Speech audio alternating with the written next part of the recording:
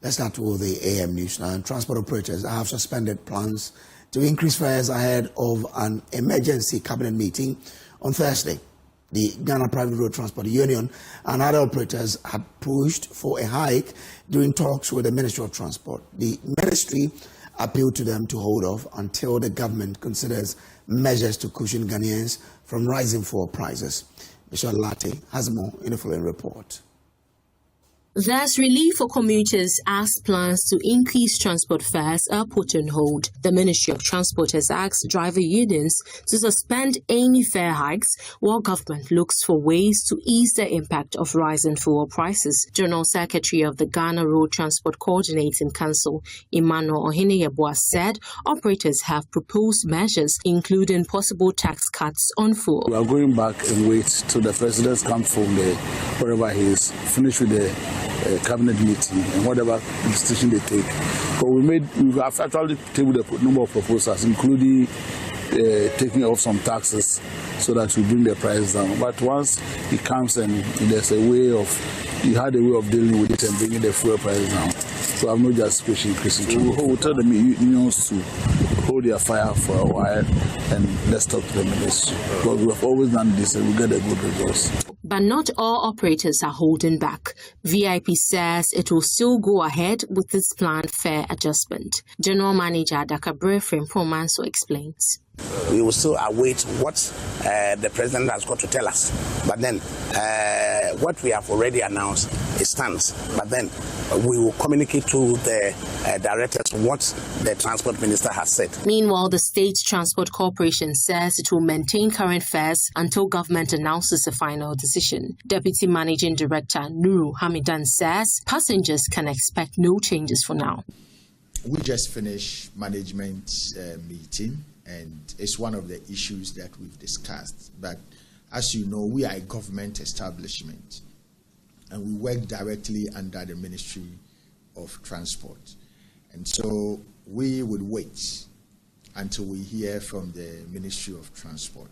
We will not increase fare until we have thorough discussion with the Mr. Government. Government is expected to take a final decision after cabinet meeting later this week. For JoyNews, Michelle Latte. Now, residents of Konkromasi, a suburb of Kumasi, have been left in shock following the discovery of an abandoned, lifeless newborn baby at the community cemetery. The infant, believed to be less than a month old, was found dead in the early hours of Saturday, wrapped in a cloth and left at the cemetery. Investigations are currently ongoing to apprehend the parent. Joseph Obeng has more in the following report. The Northern Regional Police have secured convictions against 40 individuals in a major crackdown on crime. Sentences ranging from 15 months to 15 years, with fines between 2,400 cedis and 120,000 cedis.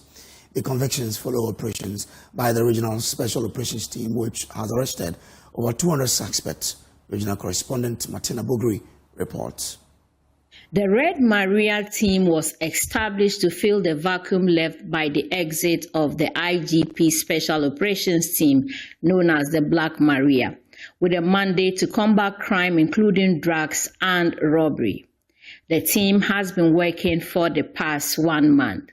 Addressing the media on their work so far, the Northern Regional Police Commander, DCOP Wisdom Lavoy, said a total of 72,000 Ghana cedis has been realized as fines from the convicted persons, with 32 paying their fines, 87 prison terms, and 31 on remand. A total of 217 persons have been arrested and processed for court for these offenses. These offenses include drug possession and peddling, prostitution, unlawful assembly. And out of this number, 40 persons have been convicted by the courts. Sentences imposed include fines ranging from 2,400 Ghana cedis to 120,000, and also a custodial sentences ranging from 15 months to 15 years. The regional police commander commended the residents for their support and urged them to continue to support the police with information.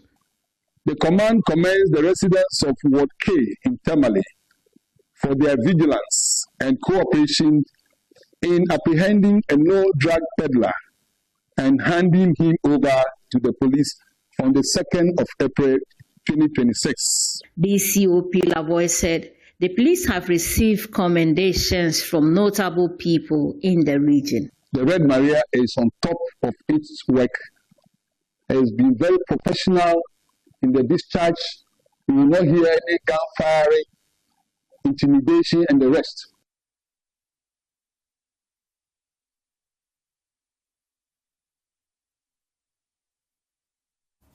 The policy think tank, Center for Policy Scrutiny, is warning of potential risks as government scraps taxes it describes as nuisance.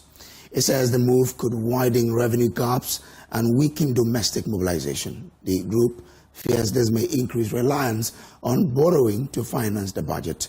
Maxwell Akufo-Addo has more in the following report.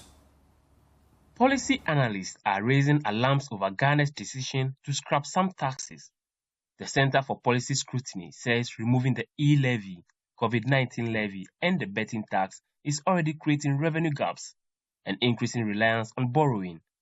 Executive Director Dr. Edu Owusu-Sarkodie warned rising debt to revenue ratios underscore the risk. Ghana's debt has increased by about 13,000%, from 4.9 billion Ghana cedis to 641.1 billion Ghana cedis. Whilst within the same period, the total revenue has increased by only about 7,000%, from 3.2 billion Ghana cedis to 224.9 billion Ghana cedis. This clearly indicates that the growth of the public debt has outpaced that of revenue generation, signaling a developing appetite for borrowing instead of revenue generation. Tax expert Isaac Danso Ejiri is calling for a policy rethink and the possible reintroduction of the scrap taxes. We have our medium-term revenue strategy as a country, and that is to boost tax revenue collection to some 18 to 20%. At the moment, we are hovering around 14% from last year. We still have a very long way to go. So how do we plug this gaping hole? I'm of the opinion that we need to reconsider, redesign, and probably reintroduce the e-levy. We may not call it e-levy, but maybe we should call it a name that Ghanaians like. But not everyone agrees. Technical advisor at the Ghana Revenue Authority, Elsie Apaoklu, to stronger first quarter 2026 revenues despite the tax removals, suggesting the data tells a different story. Let me be quick to say or announce to this gathering that although these taxes, these three forms of taxes, were abolished last year, this first quarter we have achieved 20% more than what we've collected last year. The debate continues with analysts urging caution while authorities insist revenue performance remains strong. Maxwell Akufo-Addo, JoyNews, Accra.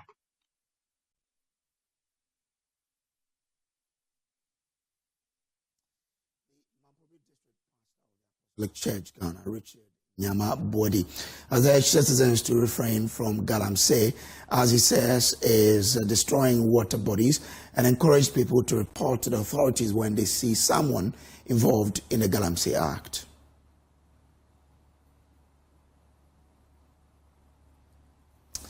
This is still the AM News. We'll take a quick break and bring you business updates. Stay on. And economist Professor Peter Korte is urging government to strike a careful balance in managing the impact of the Middle East crisis on petroleum prices.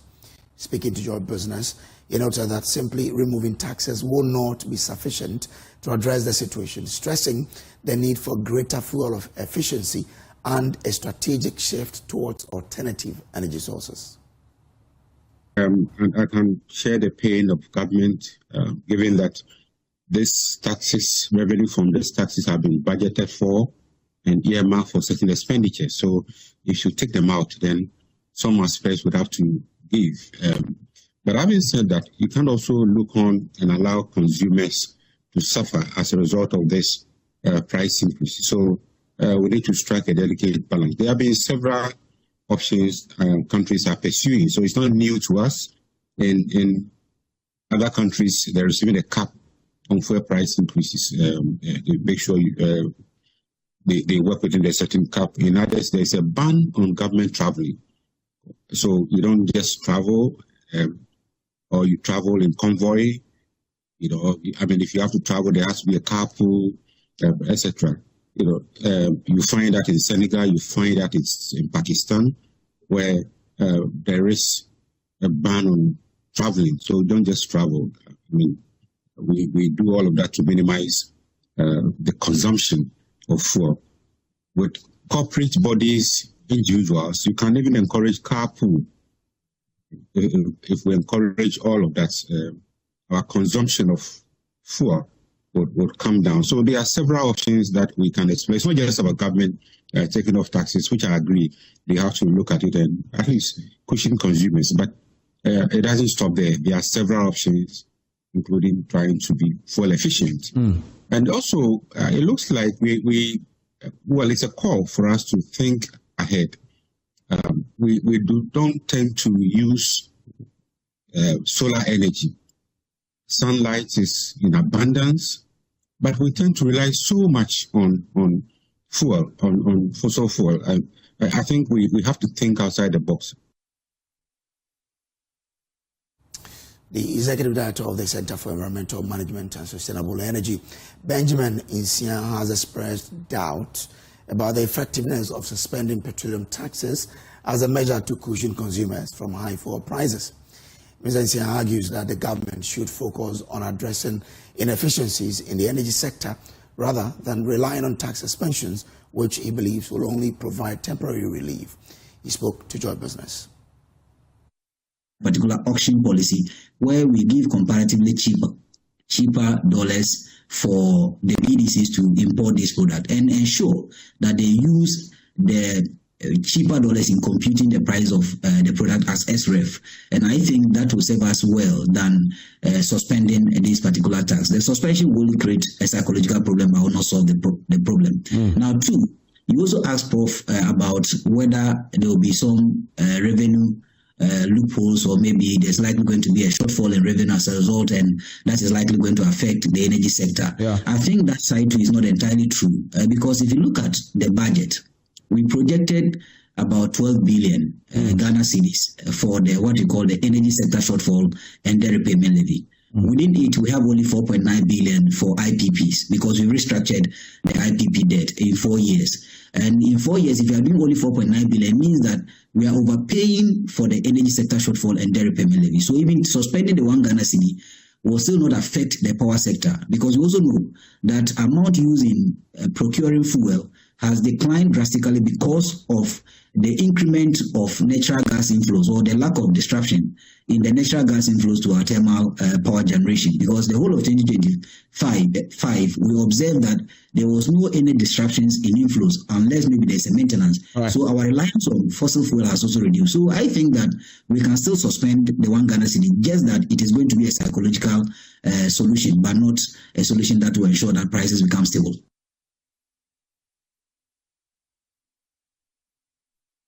And that's how we wrap up the business update on the AM News, and that's how we actually wrap up the news as well. Now, the AM Show is sponsored by Shield Silicon Paint, from Azar Group, Syntex Pipes, and Time About Mixture. Ladies and gentlemen, as we enjoy today's moment, remember to keep your body refreshed and your energy right with Fresh Drops Still Natural Mineral Water. Fresh Drops Still Natural Mineral Water is not just any water, it's natural and mineral rich that keeps you going. Whether you're dancing, cheering, networking, or simply enjoying the moment, Fresh Drops Still Natural Mineral Water helps you stay cool, refreshed, and fully present. So grab a bottle, available in 500 ml, 220 liters jar, and sachets as well. For bulk purchase or inquiries, call 0552 250 290. Okay, now the big Easter sales is still happening at the Compute Ghana, and it's bigger and better. From now till 12 April, shop any product from World Top Brands like Samsung, LG, TCL, HP, Lenovo, Tecno, Infinix, Itel, Huawei, and enjoy up to 40% off.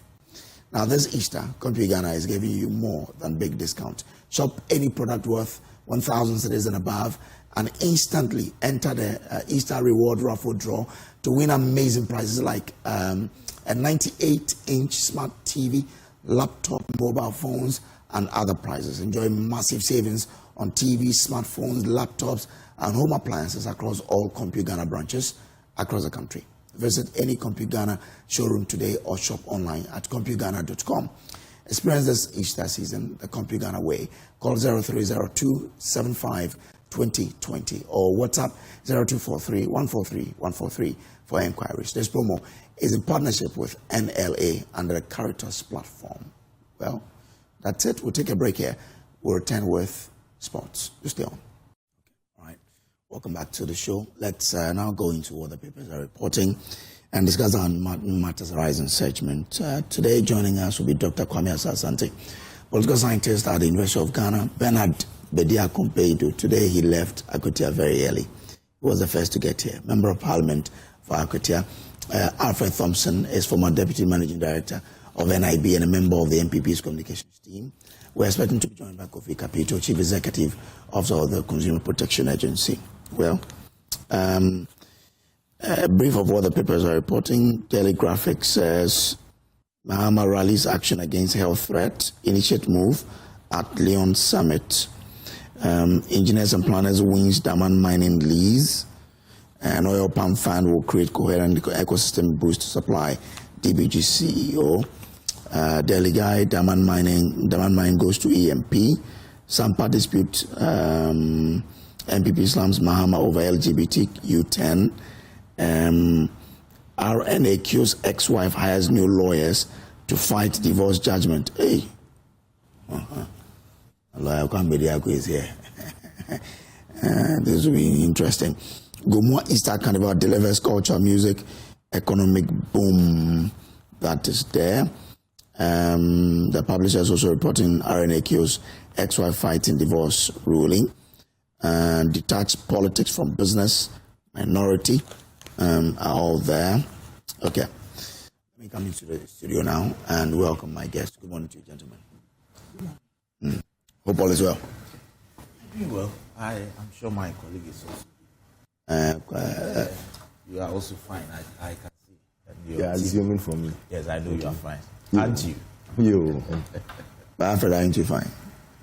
You're well. Today? Yeah. Oh, since my happiness is not so sourced, I'm okay.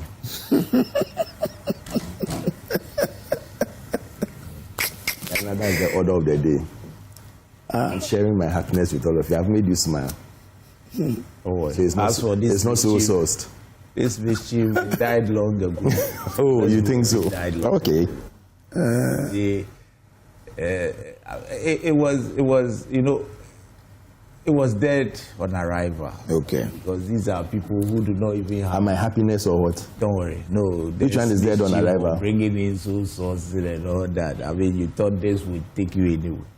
It ended the very day you brought it up. Okay. You see, the good thing about this whole discussions, all the discussions so far these days, is that they are the least to be expected to talk about some of these things. So they have no moral ground. So you are fine.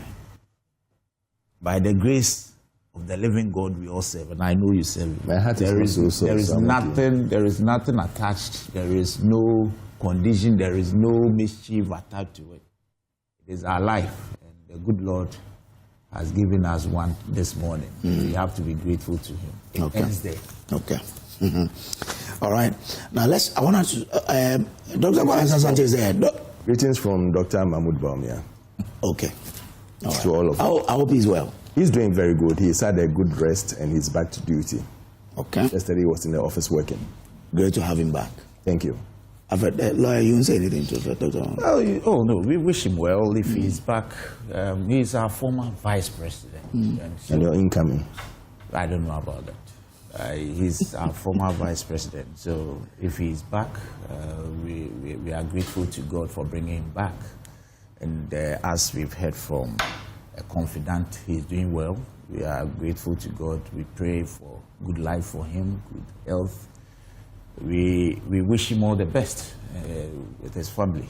But of course, we know that his political career ended the very day he left power in 2020. Oh, really? Oh, yeah. I mean, because same was said to John Mahama. No, you see, thank you.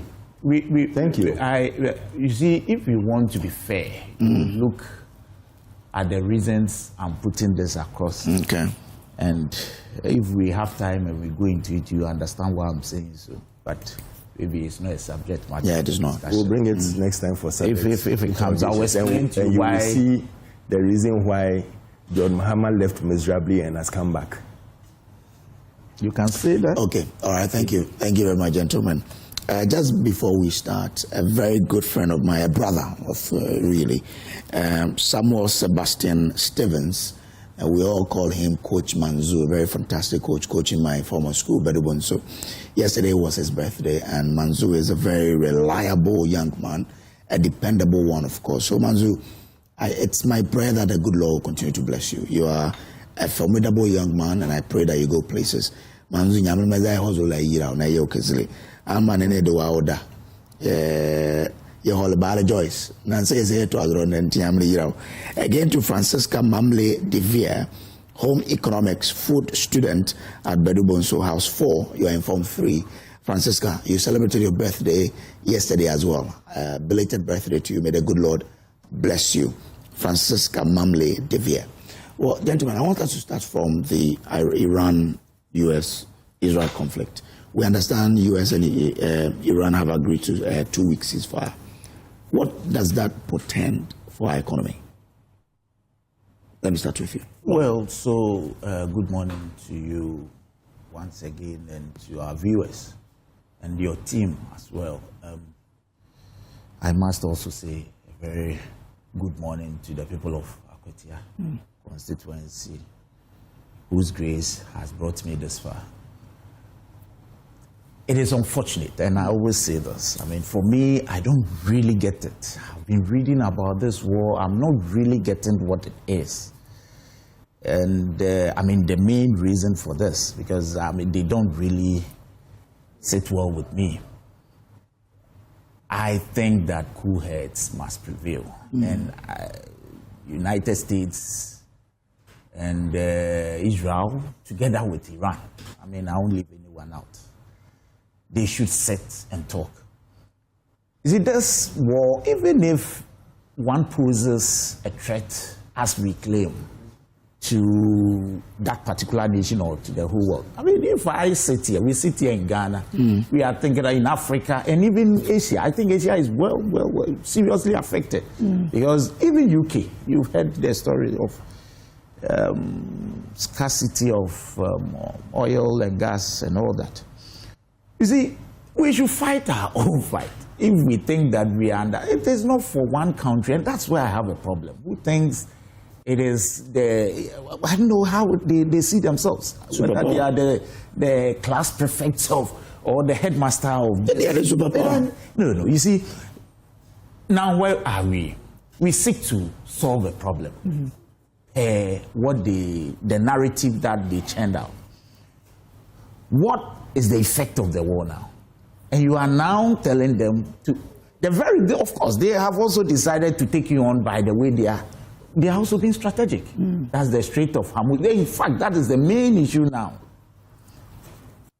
Now, they have taken over the place. And as superpower as you have always claimed or proclaimed you are, you couldn't anticipate that they had access to that very strategic passage. But now they've agreed to 2 weeks. So I'm just certain and for me, for 2 weeks is even. But let's grant them that. It's too much. Let cool heads prevail. I can see that both sides are now seeing the need to sit and talk. So we pray that this talk yield some dividends and let the status quo remain. Let's go back to where we were. And every country, we were okay. Ghana was doing quite well. We all concede. We have not said, and we can never say that this war does not have an effect on our oil, supply and all that.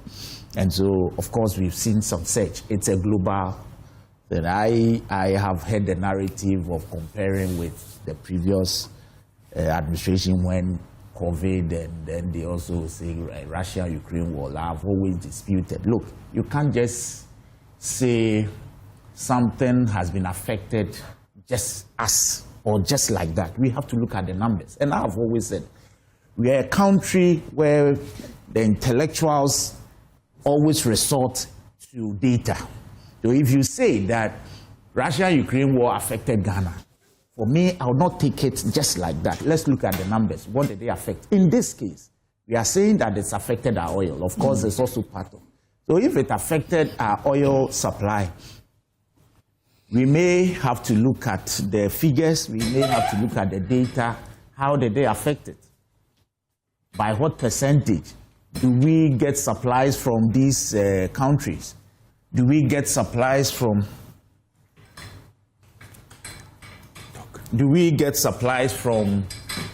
the very countries that are affected in this war? We can't just say, because you see what we had, the narrative we had previously, and for which some of us disagreed, was as though everything that happened in this country at the time was as a result of the Russian-Ukraine war.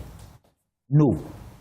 That narrative we refuse to accept, because there were indicators, even the IMF and the World Bank even indicated at the time that it wasn't solely as a result of that war. But you see, today, we have been hit by this, and it is so clear. Every Ghanaian, like people like you, are able to tell exactly what the problem is. We didn't see that. They were talking about Russia-Ukraine war. They talked about flood. They talked about fertilizer. We had all this, yes. But in this case, we know the problem, the Strait of Hormuz. That is where about 20% of the world's supply of oil and gas, passes. But Ghana's oil does not pass there, but we're affected by the price edge. Ghana's oil, as in? Does not. We don't buy oil through that corridor. No, it's a global. But the price, of course, affected us. No, of course, but it's the world market price that affects every country. You understand? So you look at the price out there, and then compare to every other African country, or even West African country. Have they also been hit by same? What are the price levels there? And so, if you want to, and that is, you see, this whole issue about effect started by His Excellency Dr. Mahmoud Bawumia. If you remember, when he gave a lecture and said that how come if we say that the world at the time, I think something happened, and President Mahama gave a lecture and said that we were affected by them. I remember Dr. Mahmoud Bawumia saying that if it affected only Ghana, what about the countries that surrounded Ghana? And this became topical. Fast forward, they were also hit. We asked the same questions. So today, if you want to be sure whether it has an effect on our economy, and our economy is not an island, and whether it is even a justifiable reason or conclusion to make, then you should look at other surrounding countries. Are they affected or not? How hard have they been hit? Then you compare to ours, then you'll be sure whether indeed it is just a reason or an excuse somebody, a lame one, someone is giving for his ineptitude or something. Or is it real that we've been affected? How much has the world market price gone? How far has it gone in terms of the oil? How much are we selling it here? Compared with Togo, Cote d'Ivoire, Nigeria. Of course, Nigeria, one of the biggest producers of oil. How have they been hit? So if you look at all this data, you can understand that, of course, there's been a problem. We all concede. But that problem, and like we are saying, now the U.S., I initially had today being Tuesday, they would have... Today's Wednesday. Sorry? Today's Wednesday. Today is Wednesday. They even said yesterday that they were going to strike harder at Iran. Now they are saying that Pakistan has intervened and they want to resolve whatever. We pray that who has prevailed. Well, in all this, where is the United Nations? In all this, I don't know, or the UN is no more. It is there. What's happening? So please, it's unfortunate, and we pray these problems are resolved. So the world, it's not only Ghana, the world comes back to take it from our place. And then all right. Let me go to Alfred Thompson. Alfred, 2 weeks ceasefire. Good news for the world. Yeah, if I go on, greetings from OP, from Escado. We should see the best for today. All right, thank you. 2 weeks of what? And after that, what? You see, I don't know, but this whole fight or trying to create a world war out of this, I don't know where it's taking us to. The United States themselves, they are feeling the hits. And I don't know if they want to withdraw, they should come out boldly and say that now we feel that there's the time to step out. Because after 2 weeks, what happens? Are you going back to fight if they don't agree to your terms and conditions? Or are you going to agree to their terms and conditions? And I'm happy you put my brother straight to the point that, listen, from all these world fights and everything, we are not picking our crude from there. So what is the big deal? He was talking about facts and data. And it's hitting right in the face. And he started now jumping to come and blame Dr. Baumia for maybe this increase in crude that is going on, or increase in petrol prices that we are being hit by, or the increase in transport fares that is coming on very soon by VIP and the other transport people. Instead of sitting down and looking at all these and seeing how we can have long-term strategic decisions to fight these things, we are traveling in and out of the country every now and then at every peak that we get. We need to sit down and govern well, and not look at short-term, decisions that when we do it, we just walk away and come back. Let's sit down and plan for the future of this country, because it's at stake. There are so many things that are going wrong. There are so many things that we should sit down and ask ourselves that, are we getting value for money by voting for this government to come into power? And we are not. Any Ghanaian will tell you that they are not. Because with all that is going on, we are not getting any concrete strategic decisions that have been taken that within the next few months, we are going to feel it. And then this is the long-term strategic plan we've put in place. It's like knee-jerk approach to everything that is happening. And then we get a situation where we expect some critical decisions to be taking place.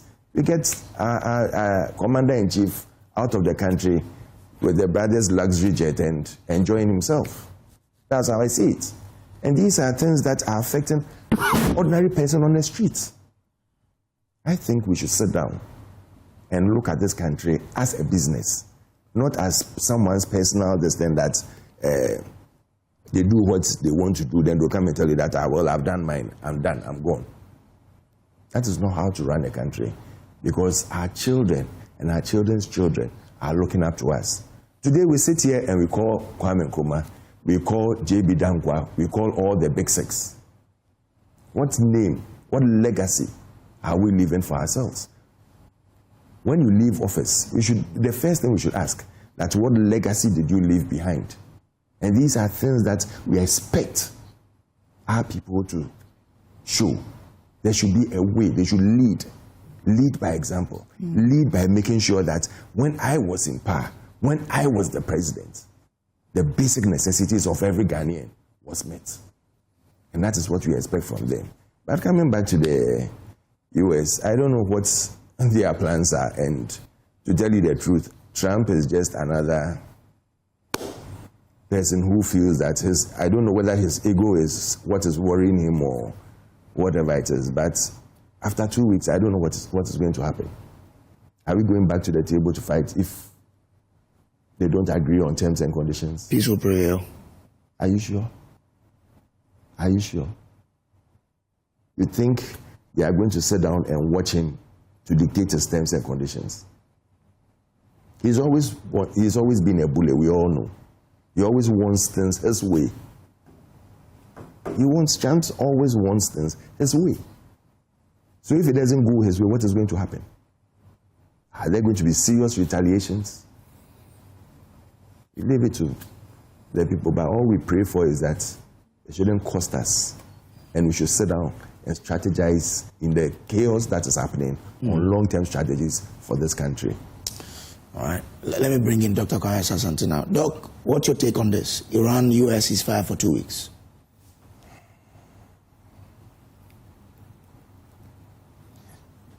Do we have Doc? Doc, I want to have your take on the ceasefire between US and Iran for the next 2 weeks. What's your thought on it and the impact it has on Ghana's economy?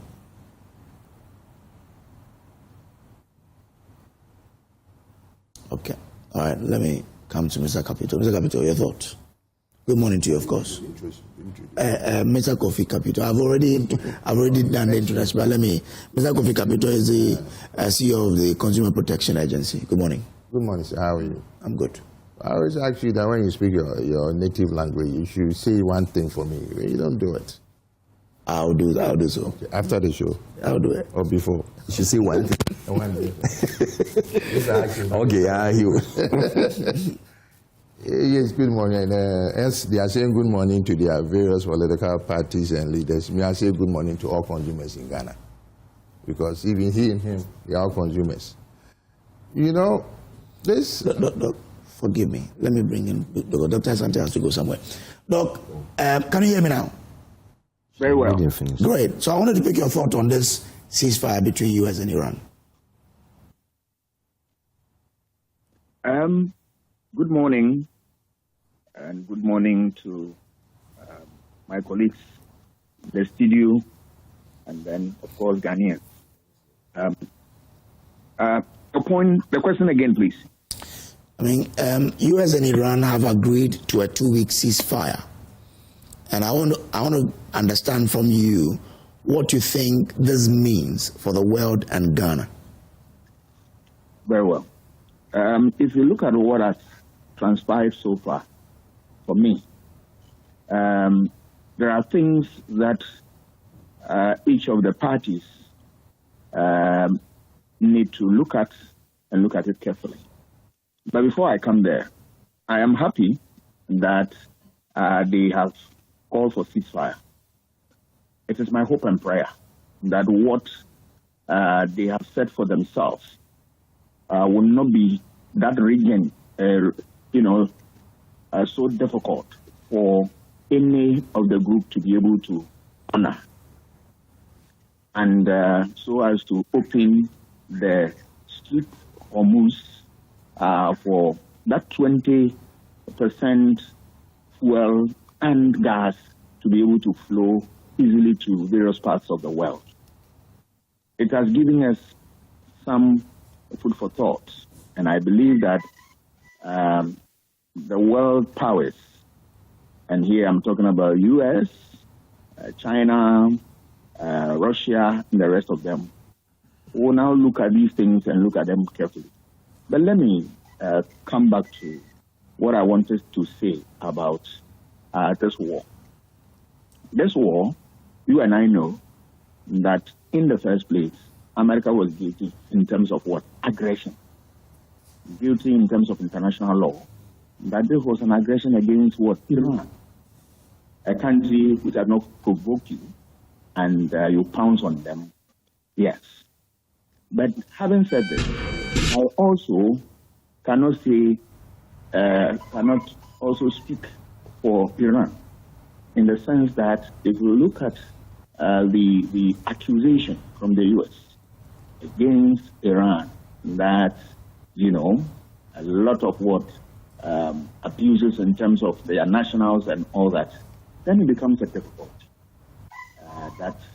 In spite of what aggression also, then Iran also, there's a difficulty in there. And how do they deal with this? That's a problem. So, but now that they have agreed on ceasefire, it's my hope and prayer that the things that have led to this, confrontation and the chaos, they will be able to address them and address them well. America should be able to restrain itself from the attacks and the abuse of its power around the globe. If you look at the way they pounce on Venezuela and the rest of them, it always sends shivers down the spine of America has always been a bully. Look at the drama and more. Today, President America, Mr. Trump saying that they are going to control the oil. Was it the case that it's the oil that sent them there or not? Obviously, it's the oil and all that. In spite of also the administration, the bad governance that was exhibited in Venezuela and all that. So going forward, I believe that America should be able to put its house in that and then restrain itself to some of these things and use this diplomacy to deal with this. For Iran, also, I believe that they will also in order and make sure that the government and working there. This war has really brought a whole lot of things.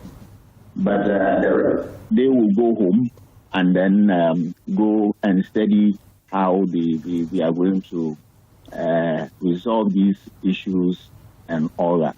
But we as students of politics, we have seen a lot of things from this. One of it is the issue of armed race.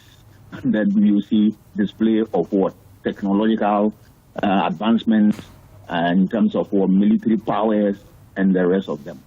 The world wants peace, and I believe that we should be able to build into that issue of Israel and this war and the rest of them. And it's also a difficulty if you look at the destruction that have accompanied this war in terms of Iran, in terms of Israel, and all that. Look at human beings that have been killed, students, people in Iran. If you look at devastation in Iran and then in Israel and all that, it is our hope and prayer that restraint is the order, is the key word, so that they will be able to restrain themselves and then use dialogue instead of armed confrontation and all that. Those things do not solve any problem. And at the end of the day, they saw how fuel prices were increasing with amazing rapidity and all that. So I think that the world will also learn. The learning that we have to do as a country, and then, of course, third world countries, is that we should be able to also make sure that we derive some savings towards difficult days like this. Okay. So that we don't come in as people in need and all that.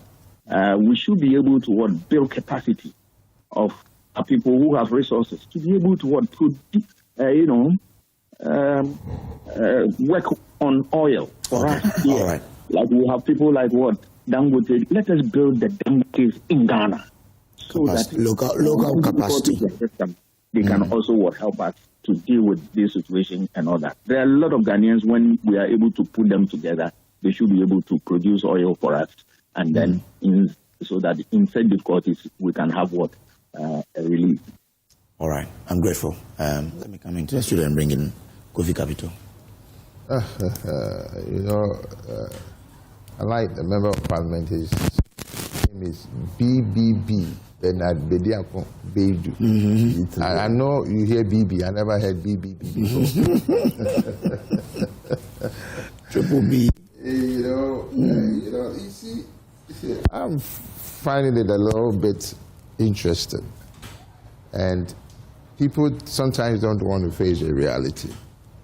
After the Second World War, when basically the world was partitioned between the East and the West, if you realize, there was peace for a very long time because West was afraid of the East, East was afraid of the West. All of a sudden, somehow the West has managed to convince the Eastern Bloc people to abandon and then become Westerners. It comes with a cost, and some of the cost is what is going on. Okay. So hold on for me. We're trying to. And then we can bring you in again. But this is the news review segment. We just want to wrap up on this U.S.-Iran ceasefire, and then we can go into our main matters. LGBTQ issues on the back burner again. Transportation fares. Okay, so, yeah. You know, like I was saying, when the Eastern Bloc and the Western allies were more understanding that I don't cross you, you don't cross me, until Reagan and what's his name? Begovich? No, Gorbachev decided to whether come into an agreement and say abandoned all your beliefs, henceforth even Ukraine is now in trouble because it was all one unit. Just like the United States is 50 countries put together. Anybody that is 50 countries put together. So they want to unite, but they don't want the rest of the world to unite. And that's the problem. Look, let's look at why this war. This war has nothing to do with America. It's the Israelis who have been, excuse my French this morning, their private parts has been held whilst they are pissing by America for the longest time. That is the problem. America did not start this fight. They were pushed into it. And then secondly, the typical thing that Americans like, that they will use their might to bully other nations to come along, has failed this time. Because they were expecting the European allies and everybody, just like the Iraqi war that Bush said that, is it Bush or Dick Cheney who said that it's either you are with us or against us. Okay, and now the Europeans says we are tired. We are not doing this anymore. Because the America, as you and I know, I think since World War II, America has actually had 2 encounters within their boundaries. Pearl Harbor, which was bombed by the Japanese, and then 9/11. You always go to other people's country to go and destroy it. Do you know what American politicians fear the most? When the dead bodies starts to come back to America. Because one person dies now, not unlike our country that even if you die, we don't care. If you like die tomorrow and see. We don't care. But America, one person dies, there's wahala. So now the Iranians have managed to start to hit the American soldiers. They don't want that in America. So all these antics, I'm going to bomb you within 48 hours. I'm going to kill everybody in Iran. How do you kill everybody in Iran? Even now, his own Republican Party people have started talking and saying that what is going on is not perfect.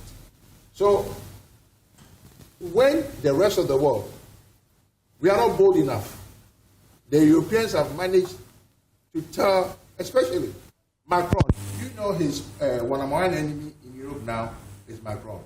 Because Macron told him that, F you. Yeah. Even the British people, who have always been their number one ally, are now even having second thoughts. That why should we send our troops to go and die for somebody else? Nobody has attacked us. Nobody has done anything to us. So this war is basically an Israeli war which is being supported by the U.S. And until we are able to say that you all live in the same region. Okay, look, what is going on now? It's not safe. If the military is killing one another, it is fine. It is their job. They can go and kill one another. But for civilians to be killed, it's a problem. If you see the destruction, and that is what most of the time, especially in America, they come and then they bomb your country, and then they turn around and lend you money and take your resources. That's what they do. Because they are the same people who will come and tell you, though, they need to rebuild, as Germany was rebuilt after the Second World War. They will bomb the hell out of you, and then they'll come back and turn around and say, look at what is happening in Libya. Look at what is happening in Iraq. Why? Is it always the Western countries who has the audacity to determine? They talk about human rights. Me, I live in America. Do you know how many times people are killed in America? Civilians who haven't done anything, by the police people. But are we accusing America of human rights abuse? The rest of the world. Until recently, that even in the United Kingdom, the police were not even allowed to hold guns. America police has been holding guns since time immemorial. So if the Europeans are saying, as they say that, then Americans will tell you that guns don't kill people, people who kill people. But the question is, if the gun is not there, nobody will have access to it and kill anybody. Okay, all right. Thank you very much. Let me bring in Dr. Kwame Asante again. Doc, I want to begin from with you on the EMP takeover of Daman. The question we want to find out is this a true win for local business, or there are some deeper concerns beneath the surface? I'm struggling to hear. If you can pose the question again. I want to find out from you whether this means that there is a win for local businesses, or there are some concerns that we need to find beneath the surface. Fordjour, I think that all the time, what we are looking for is that we need local content to be part and parcel of these things, so that we are not shortchanged. That is our prayer. So if we have local content, why not? We need to be able to encourage them. But of course, they should be able to do what is expected of them, so that our interest is served at the end of the day. So for me, I am always looking forward to, because we have seen time and again where foreigners have come in and all that. But what we tend to have at the end of the day amounts to nothing. So I believe that things of this nature, the contract must be looked at very well, so that we get a good deal, and then those who are also coming to handle the prisoners are able to serve the interest of our people. And for me, these are my signposts that I expect that we have it at all times, and so that this country will be able to take advantage of the resources that we have been given to by God, and then use it to better our lives. But you're on the side of it's good EMP has taken over Daman mines, right? Sorry? I'm asking whether you're on the side of those who believe that it's good that EMP has taken over the Daman mine. Obviously, I am on the side of where Ghanaians will benefit. That is always where I am, so that we get the best. Ghanaians' interest, the interest that I have. Mustn't matter that the owner is the president's brother. If the president's brother can deliver the public good, why? Okay. Why not? Great. Is he not also entitled running business in this country? There's nothing wrong when government and your members of the family are part of it. Natural. The Aristotle guys that what is the problem is when you have got more in the, but if it's business also, and then to have somebody who's a public member of the president helping us achieve what is the best interest of us. Why not? Why not? Saying that the president for that is denied to have any job. That is correct, because he is also entitled to anything that will improve his economic life. But of course, we want a situation where we will take him for granted and that after that. That's all that we get. Doc, I'm grateful. Let me bring in Kofi Capito before I go to the politicians. Chief Capito. You should have allowed the politicians and then I'll crash the two of them together. Now, because obviously they are going to do like you proceed. Like we want to hear the consumer protection people. Let me tell you what. When it comes to mining, as a local person, there's nobody in Ghana who can beat Ibrahim Mahama. Regardless whether he's on that side or this side. He's a Ghanaian. You are talking about local content. If I'm a Ghanaian, and everybody has the right to belong to a political party. Okay, and if my brother is in power, as long as I've got the contract, legally, as they are saying this morning that he won the bid, I don't have a problem with it. If he wasn't the one who won the bid, and it was given to, then I have a problem. Look, we talk about Dangote. What's wrong in building Ibrahim is one of our Dangotes in Ghana. If he has what it takes. If you have what it takes.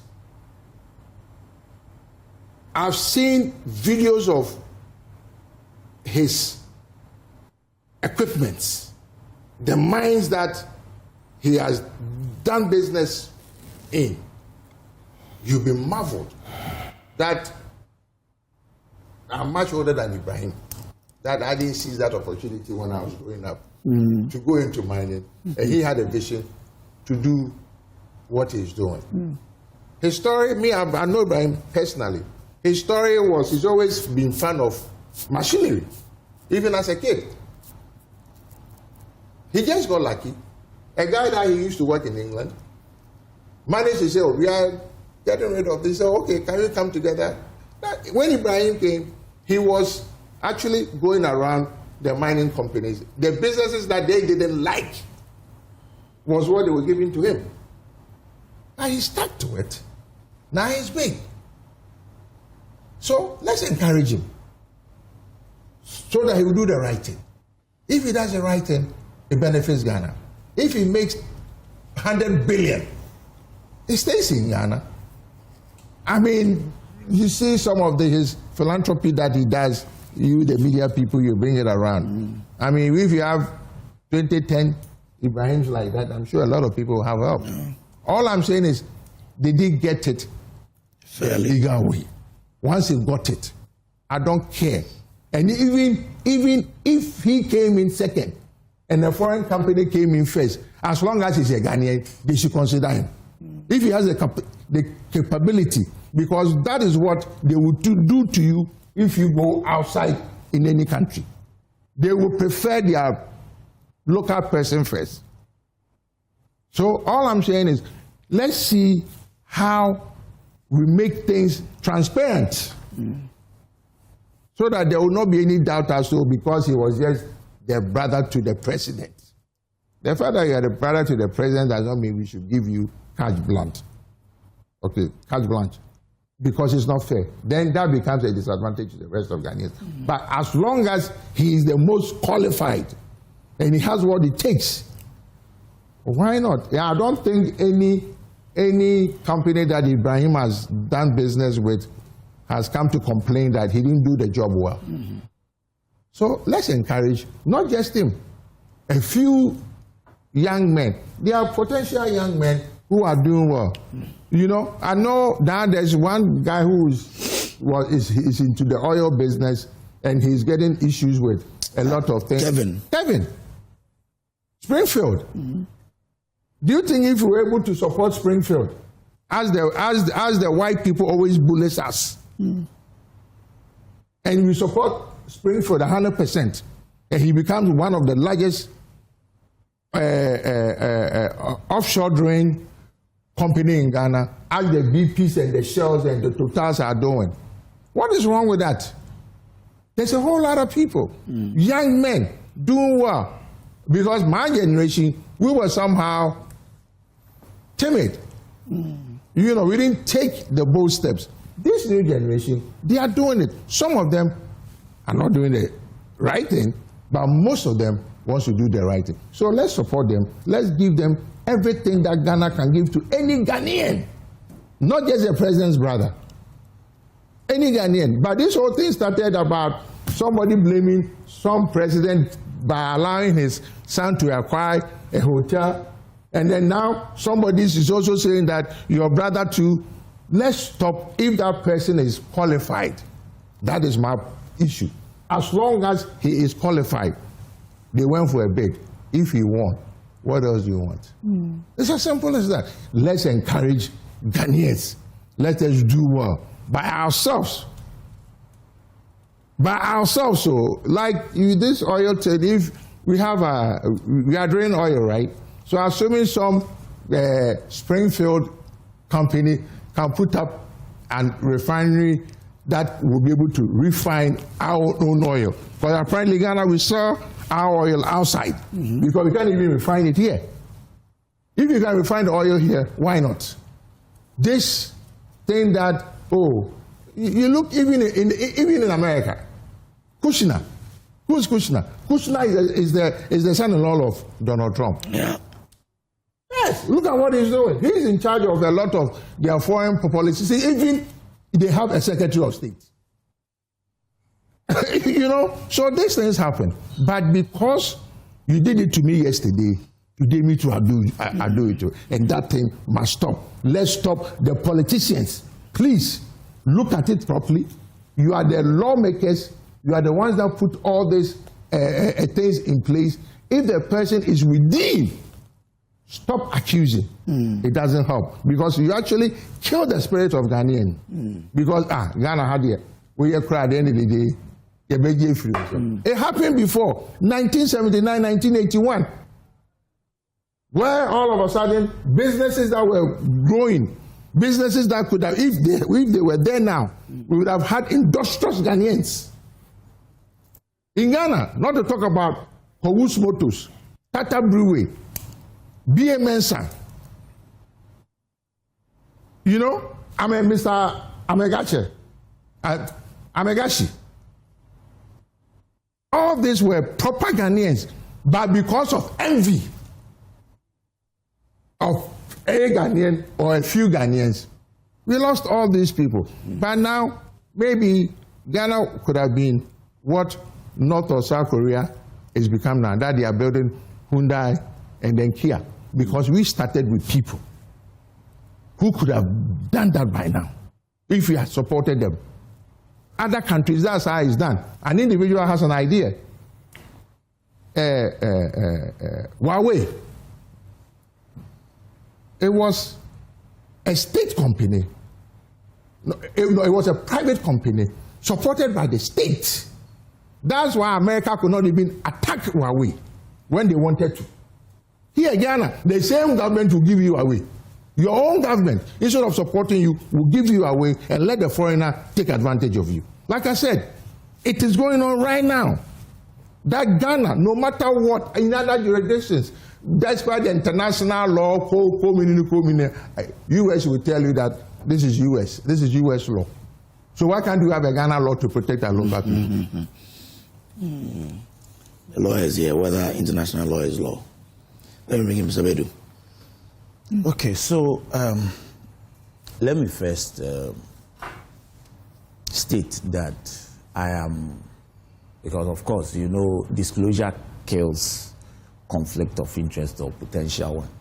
So I'm a member of the Lands and Natural Resource Committee in Parliament. Okay. And so you have a lot of info on this. I do. And, you know, if what we are hearing is true, it is, then we must also admit that is not the end of it. It would have to come to Parliament for ratification. And when it is brought to Parliament, it will surely be given to us, referred to the committee of which I'm a member, to proceed from there before we bring our recommendations to the House for approval or otherwise. And so I've stated that. So I have quite some interest here by virtue of the position I hold in Parliament. Now, there are certain facts that we must put out. And these are facts, they are already in the public domain. It is a fact that the Damai mines originally being held by the Goldfields and had EMP, and we keep mentioning, of course, I don't blame anybody. You see, we keep mentioning Ibrahim Mahama. That's EMP, engineers and planners. Yes, that's the point I'm making. You see, we keep mentioning the name, and I think that is what sometimes creates that in the minds of the people, as if Ibrahim Mahama as a person has been, and that sometimes distorts, has been giving whatever. I mean, these are the, you may not be, but I would want to hear from you. You may not be there, but these are the things. What he's saying is this company is a limited liability company. That's what he's But with the new companies, actually, you know how these work out. The directors are held liable. No, nobody is talking about liability. No, but that's why his name is allow mentioned. Me. No, but it's you wrong. finish. I mean, let's admit that. It's a company. It's a limited liability. It's a limited liability company. It's not about liability. Look, if you want to, I'm a lawyer, I know this. Right. If you are lifting the corporate veil, it is for a reason. And even with that, it is the court that directs you. We are not there yet. It is a company. Okay? It is a company, EMP. Engineers and planners. So there is a reason I'm putting that out. And the company has been the contractor working on the mines all this while. They didn't just come from the blue. Even under MPP, they were working there. Mm-hmm. That is a fact. Goldfields have been using engineers and planners to mine. So then, Edward Prim. In fact, when you go there, when you go to that mine now, EMP, all the machinery there are from EMP. And they didn't come just after President Mahama became president. This has been there since. All the machinery there are from EMP. The workers, majority of the workers there are from EMP. And that is why in 2024, when Goldfields, there were some discussions about Goldfields moving out, and then EMP taking over. The matter, of course, per the Minerals and Mining Act, you cannot just do that unless the sector minister, which is the Minister for Lands and Natural Resources, or Mines, depending on the designation at the time, would have to pay the Minerals and Mining Act, would have to okay it some way, somehow. This happened, and the then minister, Honorable Agyeman-Rawlings, said he had no objection to the takeover. But this government came and said, no, we do not mind whether this man relates to whoever.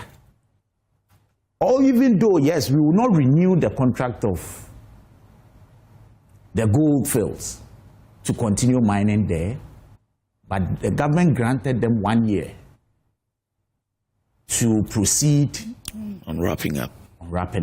And then the state takes over. So I think it's the 18th of April this year that the government would have to take over. In the meantime, the government thought it twice to give it out to some other company. So they opened up the system for people to apply. Or when I say for companies to apply to work there.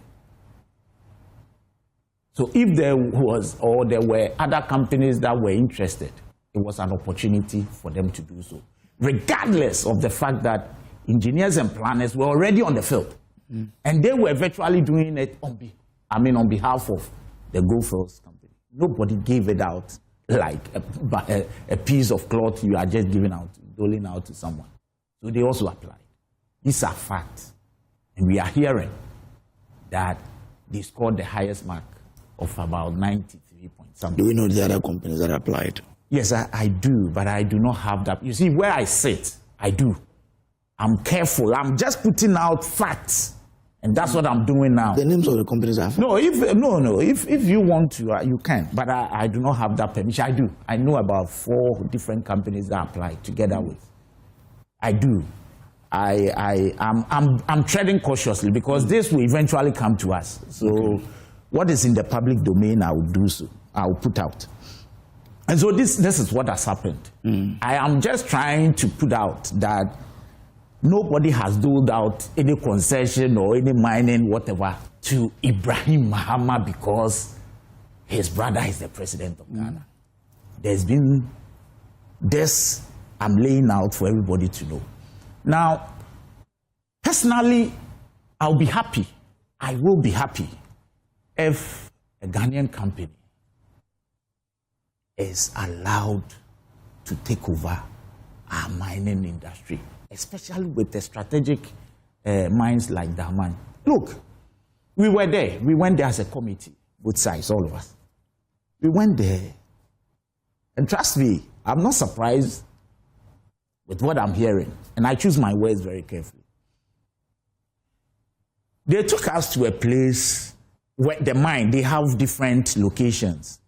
And you know what is tailings in mine in the industry? Look, the amount of tailings on a certain, one of the pits they mine, that they need to clear. It's not as if there is gold in it.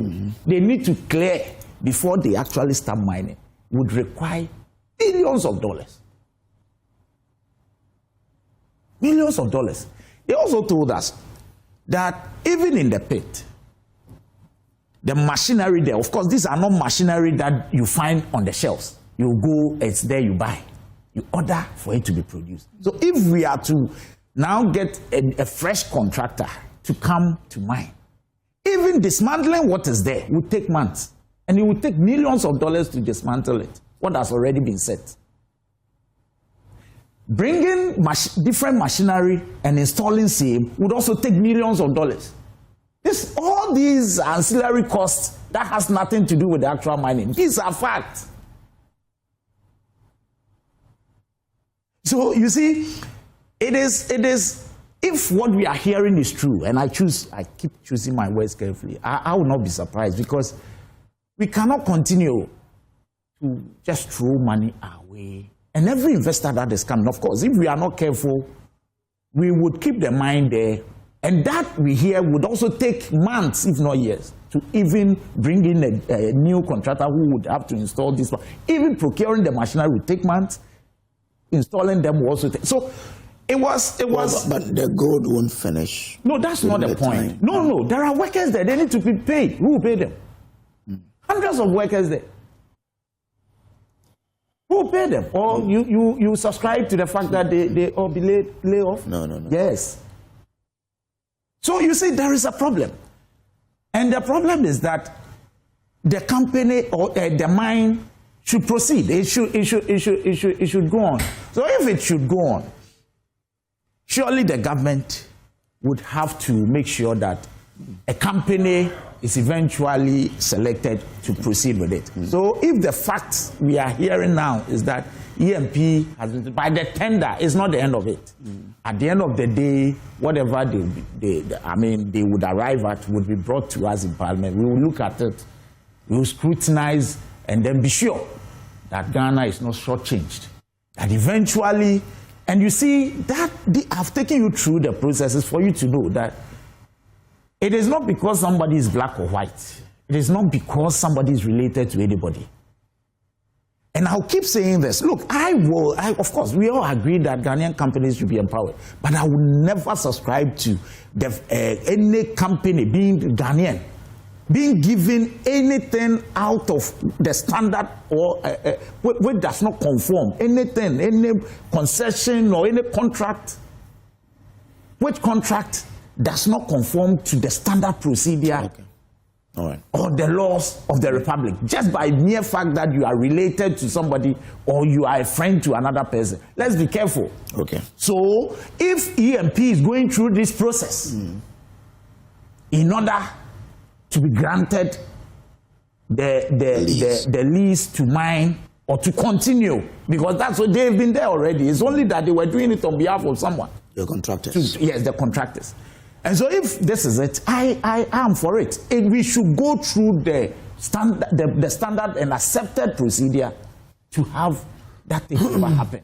Okay. All right. If anybody thinks that there is any problem when it comes to Parliament, the person should, come with whatever, and then we will look at it, and then make sure that Ghana is not shortchanged. All right. Before you can say, let me just explain. Ibrahim is an earth-moving business, engineers and planners. They are not into mining. They've never mined us to get the gold out before. Yeah. Okay, they do the excavation, they do the drilling and everything. So, like I'm saying, he does the hard job, and somebody comes and takes the money away. Yeah, that's it. Basically, That's exactly what has happened.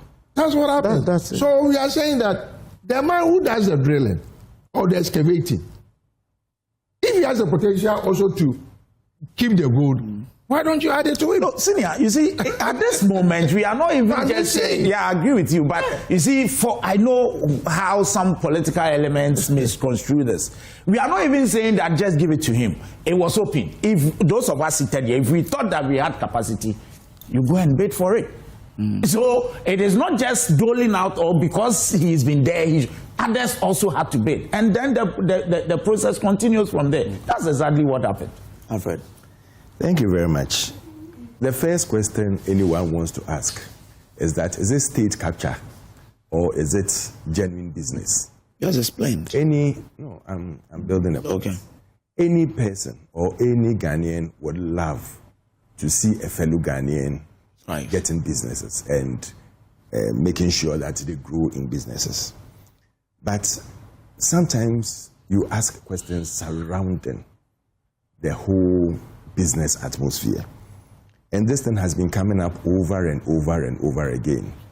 We all know that it's not only Ibrahim who is a Ghanaian capable of running any company in this country. And I want my brother to understand, everybody in this country knows that ENP is Ibrahim and Ibrahim is ENP. Basic and period.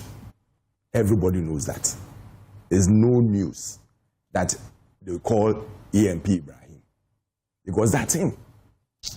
And he's the main association of that company. Nobody else. They haven't mentioned any other person's name. No other director has been mentioned. So let's move on from there. But there could be other directors. There could be. One person cannot form a company. That is why I'm telling you that everybody knows by that law, EMP, a single person cannot form a company. Listen, Ibrahim. And Ibrahim is EMP. Everybody knows that. I mean, it didn't start today. Let's elevate. It didn't start today. So let's not try and use corporate gymnastics to do certain things. Let's stop that. Position is multimedia is position. Basically. Don't we have other directors for multimedia? Have they mentioned any other name apart from everybody knows it's position. That's what I'm saying. Yeah, everybody knows that. So let's stop this gymnastics we want to play around and act as if we are holy as thou. Not long ago, this same government were the people shouting over the rooftops, state capture, state capture, state capture. Am I lying?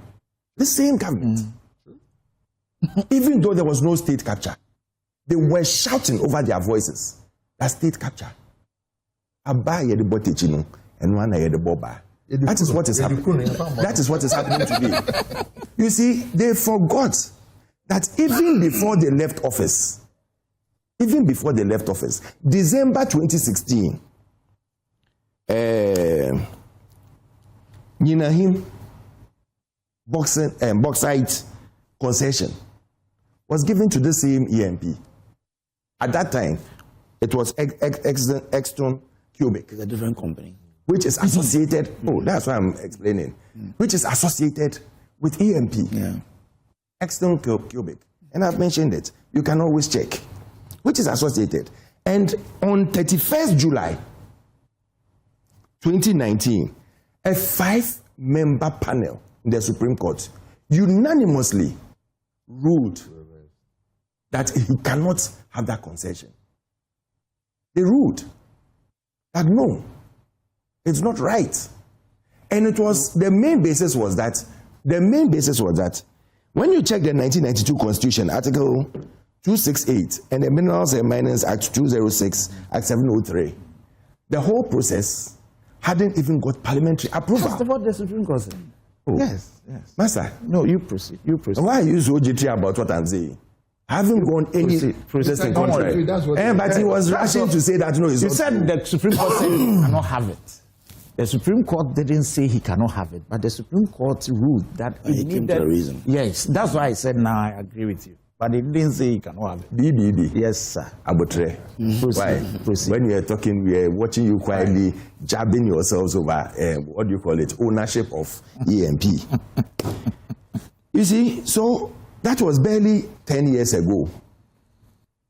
Barely 10 years ago, this same EMP, by the Ghana Customs and Revenue Services, had to let him pay post-dated checks to clear goods that he had brought in and was not paid for after they had left government, or the brother had left government. Post-dated checks. It wasn't a one pay-off situation by the same company, EMP, because he didn't have that capacity to pay. Fast forward, just before or immediately the brother comes to government, he takes over Black Volta mines of over $100 million, taking a loan from African Development or whichever bank that he took. It was a facility he went there to take, which is genuine. He can take a facility. But I'm building a case for us to ask questions. This facility is put into the purchase of the Black Volta. I don't know whether Sankofa Gold and other things were included. But then fast forward, now we come to Daman. $500 million is being invested into that place by the same person. You see, in a bank, any facility you go and take, they first check and see your exposure as a company. And it's very critical for us to look at all these things. The exposure of the $100 million that was taken for Black Volta, has it yielded anything? And what benefits are they getting? Is it right that we'll say that, oh yes, they've even started mining there and they are making income? For us to go and get another exposure of $500 million for the same company, questions will be asked.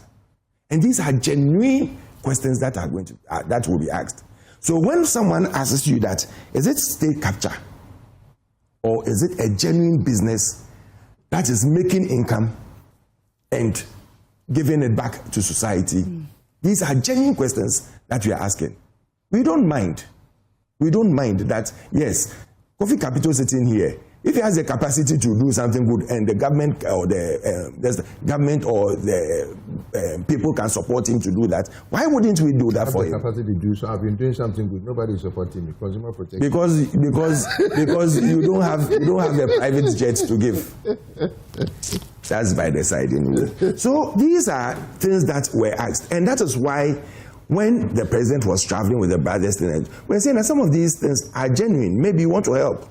But there are things that every simple Ghanaian can use against you, that there are things that could convince or could help.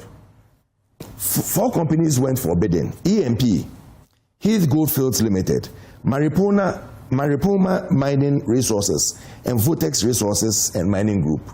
2 were dropped, that is the Maripoma and the Votex. So 2 went through. And 2 went through.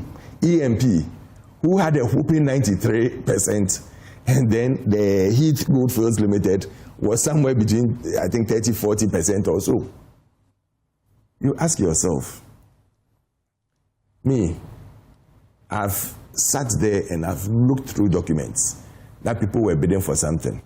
And when you look at the document, you realize that sometimes people just bring in other companies just for you to sail through. But we are waiting for Parliament to see what Parliament will say. Mbanda is saying that he's part of the lands this thing. But by virtue of the fact that they were even fighting for single seats to become super majority in Parliament, it tells us a strong story. Because if Parliament decides that they are passing it today, who are you and me, ordinary Ghanaians, to cancel that? We leave it. We leave it. Ratify the lease. Yes. We leave it for the ordinary Ghanaian to judge. And these are genuine questions that we are asking. Because we also wish and want to run companies. We can also run companies.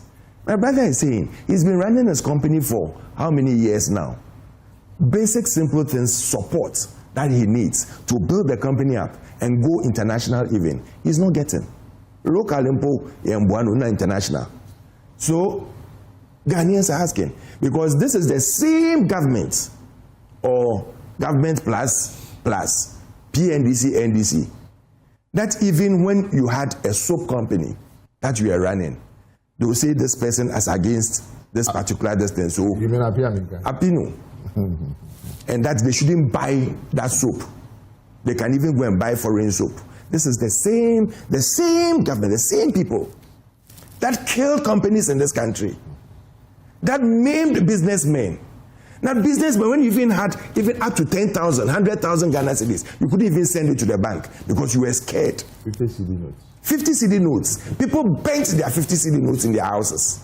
How does it relate to the? I'm coming. I'm giving you instances that this is the government that killed businesses, and people were even afraid to account for their monies because people sport or bent monies that they had to send to the bank to build their businesses. And my brother said it, my senior said it, that businesses died. So if the same government now can turn one person into, or support one person, or help one person, or is looking at one person to become a multi-billionaire, we leave it up to the Ghanaian people to judge.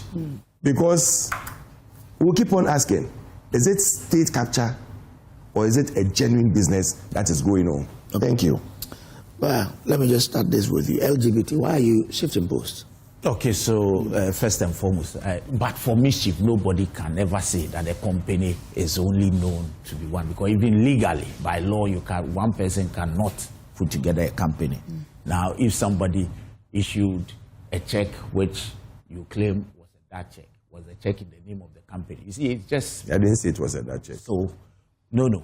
What did you mean? If you issue a check and the check was... I said post-date. I didn't say bonds. I said post-date checks. Was it the person that did it or the company? It's the same company that is buying this thing. That's why somebody will struggle to bring in... Is it wrong to write a post-date? Don't bother. So, I'm even saying that we have to always, except... That's a Ghanaian can ask questions. Find out EMP and the directorship. And then you will know that it's not just one person. Beyond that, you see, let me say this. Kojo, just a second. Did I say? No. You see, don't let me sit here and misquote me. I never stated that EMP is one directorship.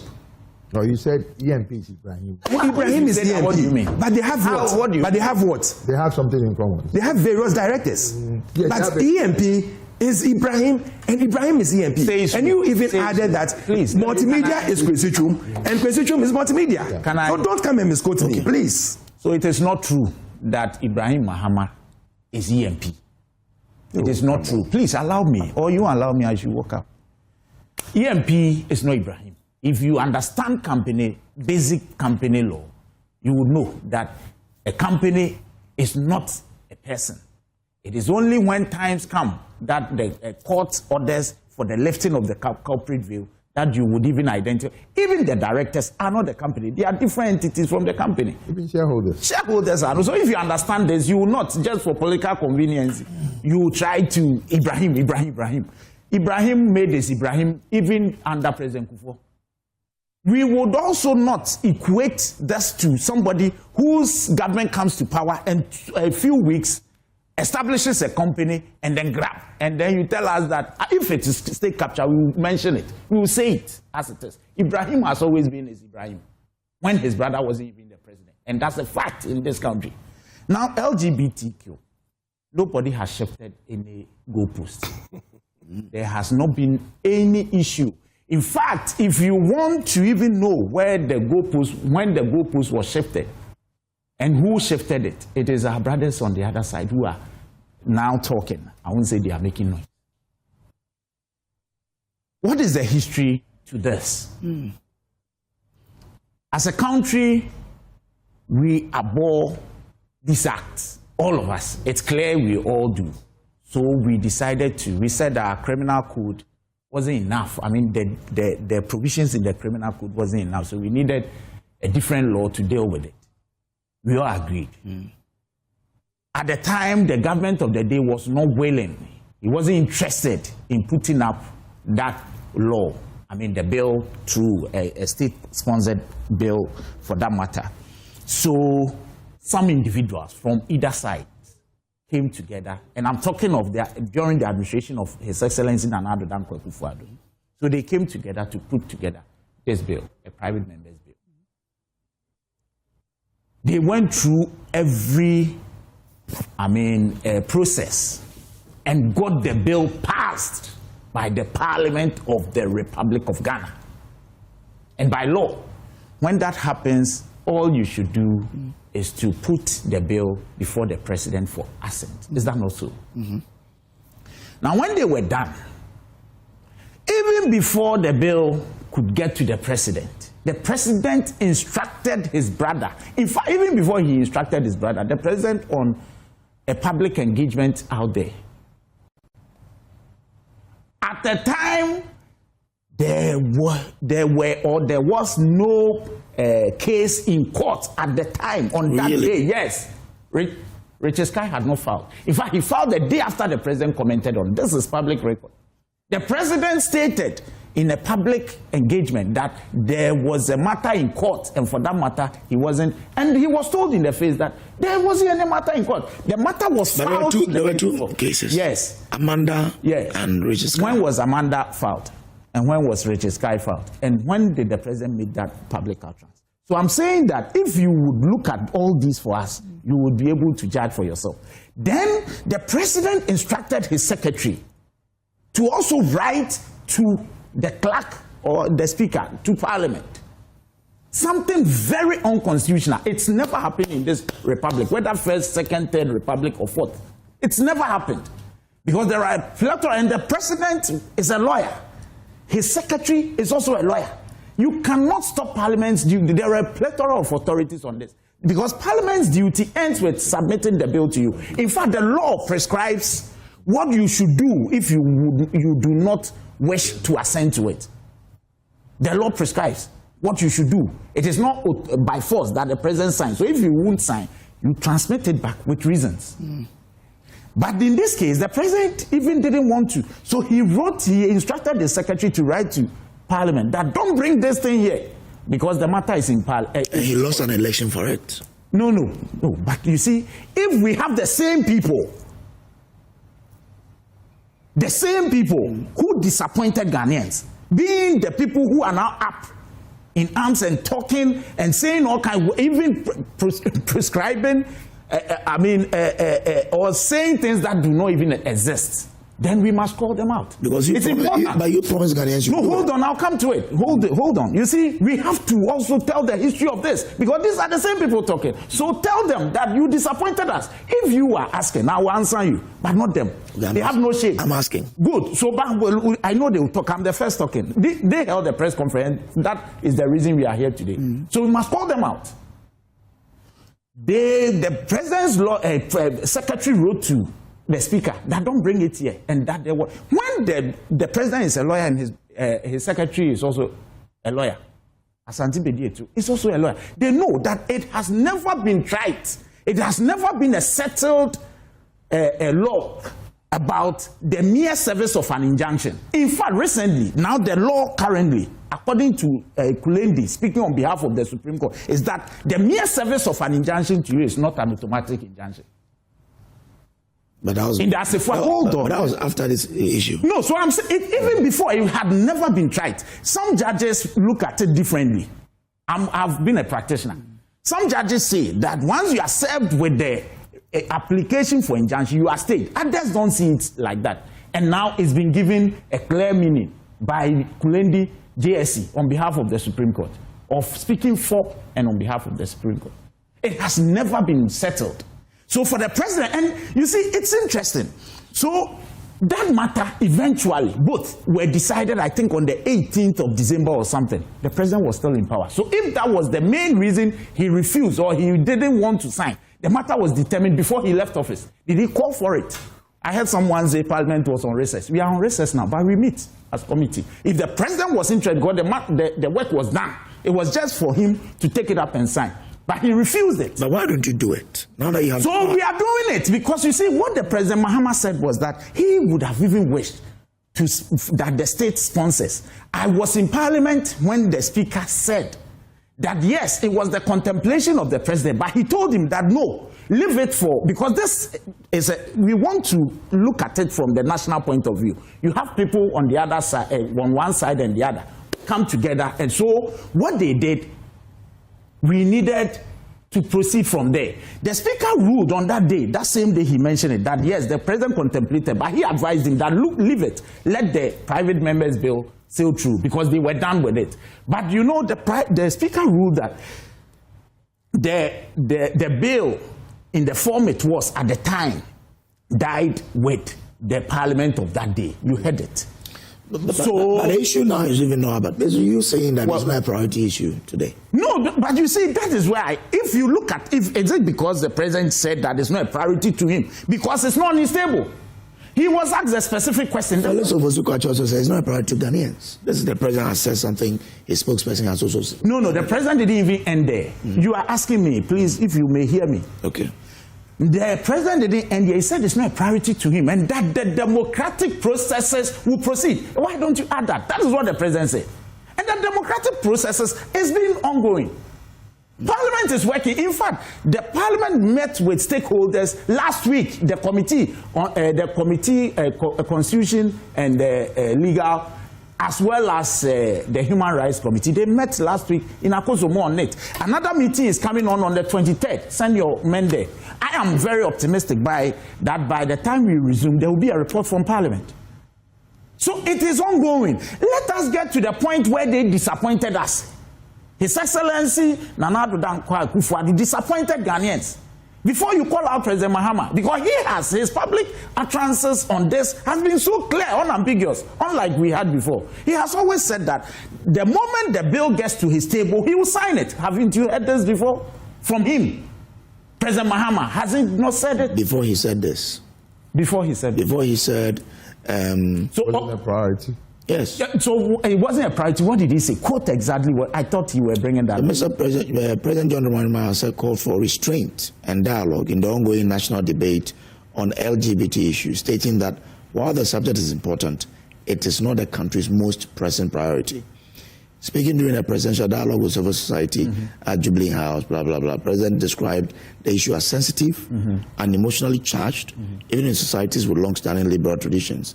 He asked stakeholders to approach discussions with calm and respect for Ghana's values. I want a quotation. I explained during my recent engagement with World Affairs, this is a quotation, that it is not the most important issue we face as a nation. We are still grappling with the provisions of basic needs of education, healthcare, jobs, food, clothing, and shelter. You didn't know that during President Akufo-Addo's time? No, I tell you. Oh. But there's a quote from him. He didn't know this. There's rich coming from. Another quote. While there are strong and differing views within our society, we believe that issues must be addressed through democratic processes, our core values, dialogue, and the rule of law. So, the rule of law, democratic processes, the matter is now seized with Parliament. Parliament is working. In fact, if Parliament, let me ask you this, if we do all these and eventually it comes to the plenary and it is voted out, as in we vote against it, what would the president do? Yeah, vote first. So, you agree now. Let's vote first. So the president can, of course, as president, this is not even on his table because we are talking about law. The law is being considered in Parliament. But in 2014, when he wanted Akufo-Addo to sign, things that he's mentioning today were still the same. Jobs, people didn't have. No, I'm not, but I'm looking at it differently. That when he wanted Akufo-Addo to sign, the whole, did you say 2024 or 2014? 2024. Thank you. Because the matter was seized with the president. The Parliament was done. That's the difference. Parliament was done with the processes. So or not so? I'm asking you. Oh, so? Yes. And the president did not assent to it. There were legal issues. Where were the legal issues? Where were the legal issues? Where? I am telling you that every lawyer knows that it wasn't at the time, it wasn't as trite that he made it look like. Okay. The mere service of an injunction application is not an automatic injunction. And the president knows it. His secretary knew it at the time. Indeed, I'm saying that even if that was the issue, on the 18th day of December, the matter was ruled. In fact, the judgment was given that it was premature. So the doors were open for the president to receive and then assent to it. Did he do it? I'm asking you. So they are the last to talk about LGBT because they disappointed us. Let's wait for Parliament to finish. When we are done, because because of separation of power, the president cannot tell us what to do as parliamentarians. Let's finish. Let the matter get to his table. He disappoints you, then you can call him out. At the moment, MPP and Nana Akufo-Addo cannot, in fact, they have no moral right to talk about LGBT. What are they saying? Okay. And President Mahama has not breached any promise yet. Let me say it advice yet, because Parliament is seized with what should he do? Tell me what one thing President Mahama is expected to do at the moment. Okay. He's not a member of Parliament. Parliament is working on it, both sides. We are not done with the process. You go and ask him, and he says that on my bill, it is not a matter of priority, because on his bill, it is not even there. What is there are the provision of water and then food and all that. When Parliament is done, and we take it to him, I believe and I know that he will sign. But if he refuses, then you can call him out here. Because there was a president who was seized, who the process was complete. He was seized with an opportunity to sign. He said he won't sign because there were matters in court. When the matters were done with on the 18th day of December 2024, about 3 weeks before he left office, he ignored it. So the president won't apologize, as the MP is demanding. Apologize for? The MP is demanding that he should apologize. Apologize for? No, I'm not too sure. Accusing him of reneging on a key campaign promise that helped secure his Can you sincerely say that he's reneging on a key campaign promise? If he says it's not a top priority. No.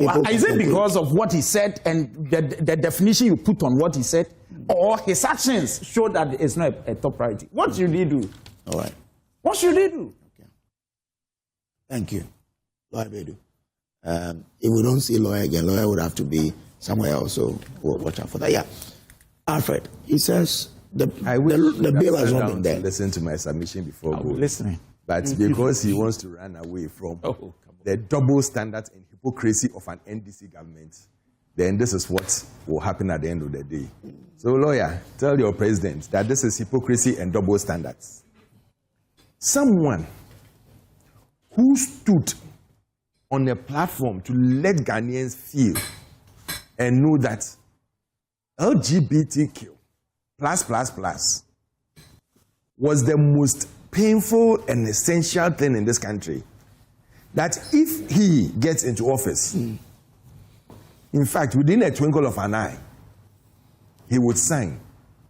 At that time, he didn't know that the bill elapses with Parliament.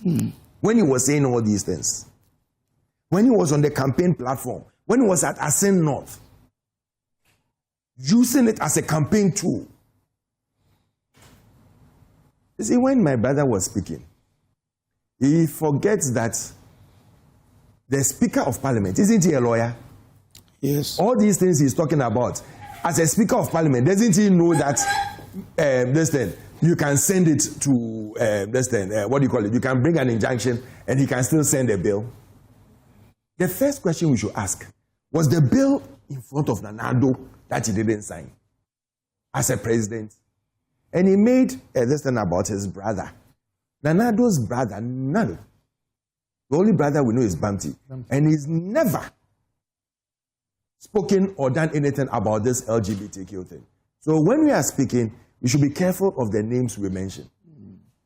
Nanado's brother has never gone anywhere near his office to even say that don't bring LGBTQ there. Coming back to it, the bill was never placed on the table of the president at that time, unless I'm lying. It never got to his table. So you can't use that as a basis that, oh, when it got to his table, he didn't sign. And the current president made us understand that he was even going to drive it, not as a public bill, but as a government bill. If you've gone to hold talks with the Speaker of Parliament behind closed doors, a parliamentarian is now coming to tell us that they failed talks and now he is changing his mind on whether to make it a government bill or still take it as a public or private bill, private members bill. Has he come to Ghanaians to tell us this? That, oh yes, I've had discussions with various people and now my mind has been made up that it's not going to be a government pushed bill, but a private members bill, as it used to be. He is not. And that is why MPP is calling upon him to apologize to Ghanaians. Sometimes when they are speaking, they forget that we are also Ghanaians. They think we come from Cote d'Ivoire or from Togo or from Benin or from Iran or America. We are also Ghanaians. And when we go out, we speak on behalf of the Ghanaians, our parliamentarians there, led by Honorable Afenyo Markins.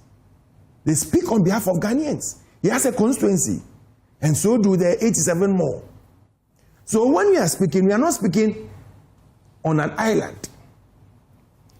Honorable Sam George, and you know, when they were doing this, when they were fighting for their bill, about 5 or 6 of them, and I'll mention their names here, they were, just a quick one, Honorable Sam Nate George, Honorable Dela Sowa, Honorable Emmanuel Kofi Bejra, Honorable Alasan Suhuni, who is now a minister, Honorable Rita Na Odole Sowa, Honorable Helen Ajua N. Intoso, and, or is Ajua Intoso, not N. Intoso, Ajua Intoso, and Honorable Roxanne Nelson Dafia Makpo, including my own brother, Reverend Ntim Fordjour. They were the ones who sent that bill. So if it was so important for you and you're pushing it so much, 1 year, 3 months down the line, you haven't been able to send this bill.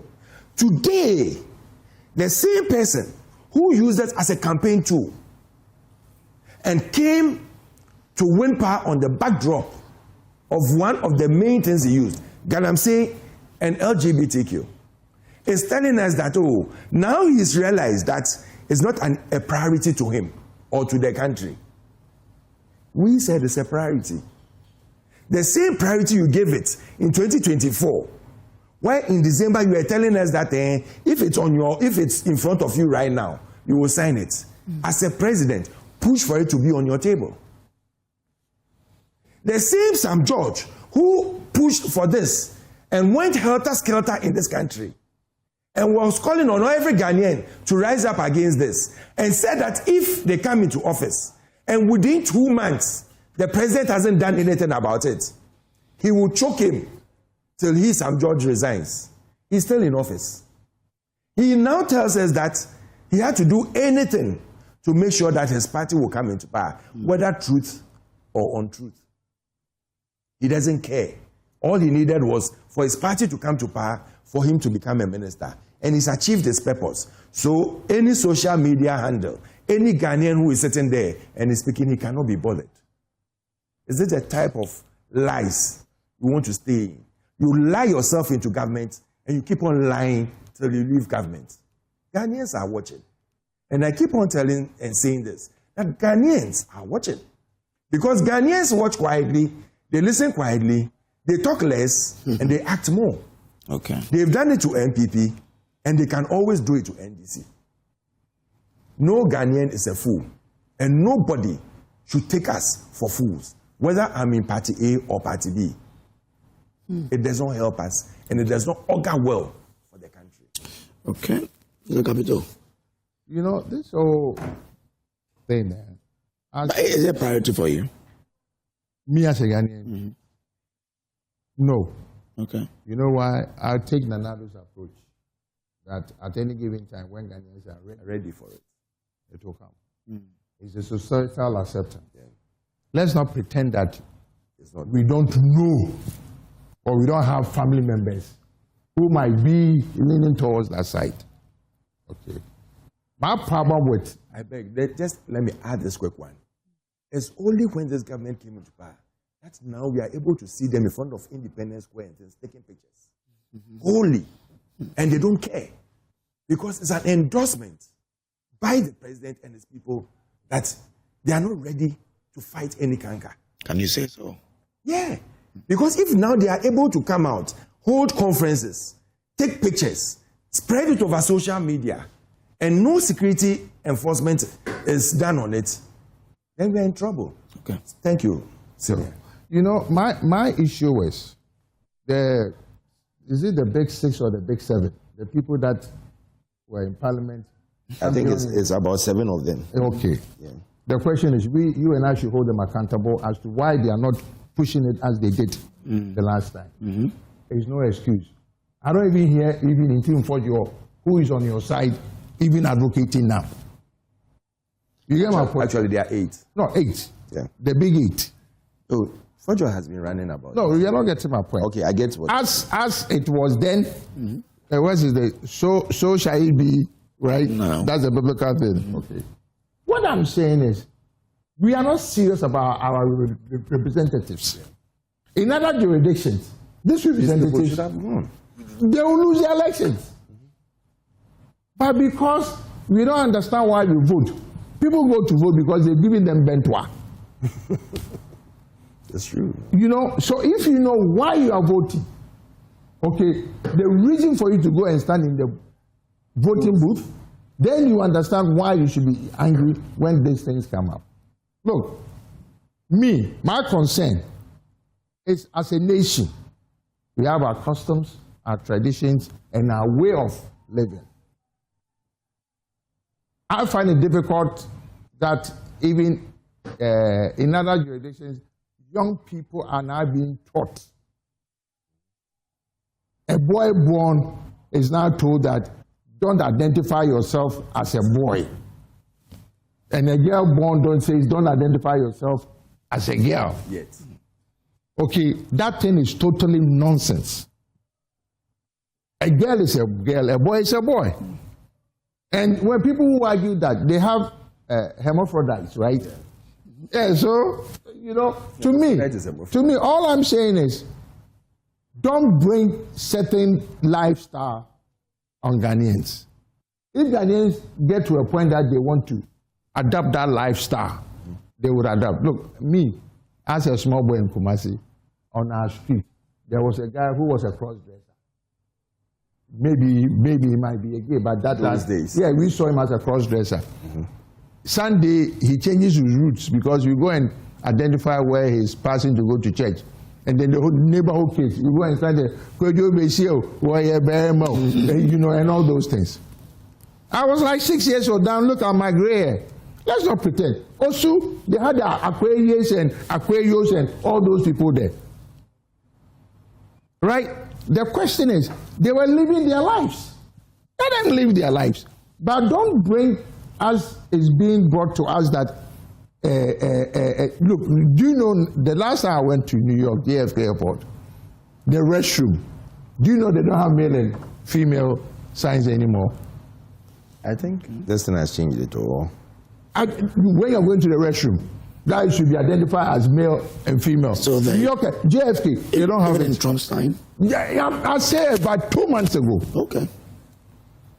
2 months? 2 months ago. They don't have a female. They don't have the sign there anymore. Wow. So you can enter? Yeah, anybody can enter anywhere. Wow. My issue is, we don't live like that in this world. But we've always lived with people who were different. Way back in the biblical days, Sodom and Gomorrah. Yeah. Okay. May they say that's why God destroyed Sodom and Gomorrah. Yeah. But he didn't destroy everybody because they are still here. After something before Christ or after Christ, they are still here. What I don't want is somebody to come and impose their lifestyle on me. Okay. I'm a Ghanaian, I'm an Ashanti man, my tradition allows me to marry 4 or as many women that I can. Can I take that to the United States? So why is the United States telling me that because a member of parliament, Bonnie Frank, is openly gay, and he sits on the Ways and Means Committee, so he's forcing Ghana to accept homosexuality? Nobody should enforce any country. And if we are not bold to tell them. No, this is what I'm saying. This is what we should tell them. Listen, like I said, Nanado's answer, to me, I buy into it. And people mistook his response as he's caving in. He said, no, as a kid, when I was in England, it wasn't accepted. But today, it is. And it's true. When I was a young man, I was in England too. They used to call them queer. Yeah. If you were back in the day, they were called queer. Okay, now they say they are LGBTQ, YWZ. Because they're queuing the square. You get my point? I used to like rainbow colors. Now, I'm even afraid to wear a rainbow shirt because I'll be identified as an LGBTQ. But rainbow was a beautiful thing. Yeah. When rainbow comes, everybody is happy. Yeah. Okay, all I'm saying is, let Ghana decide. Let's even have, if we can have, what's the thing that we do? The mini voting, what's it? A referendum. Okay, and say that, let's ask Ghanaians, do we accept this? Or not. Or not. And if we should look at, I don't agree that a man and a man should be allowed to marry in Ghana. Neither do I believe that a woman and a woman should be allowed to get married in Ghana. Because in Ghana, men and men don't get married. A woman and women don't get married. Yes, but they can have their freedom. If you want to go and do your own thing with your own partner, look, you know, as I was growing up, so it's not even funny.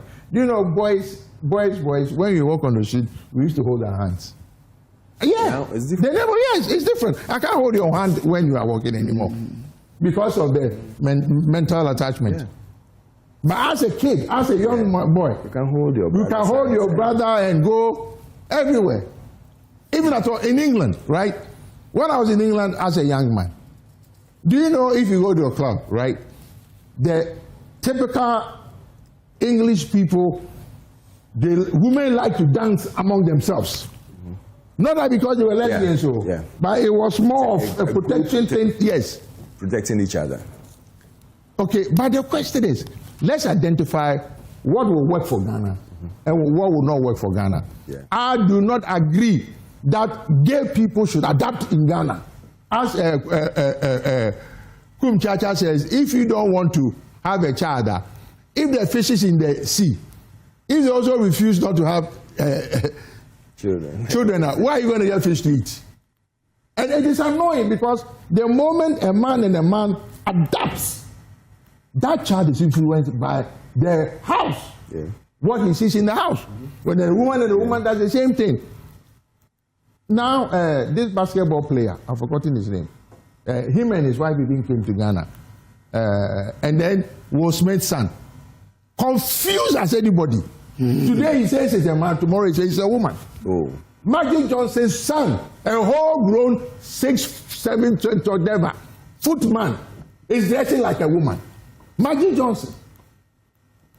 Societal influence. RuPaul. He denied that he was not gay until recently. He claimed he was a cross-dresser, but he was a freaking gay.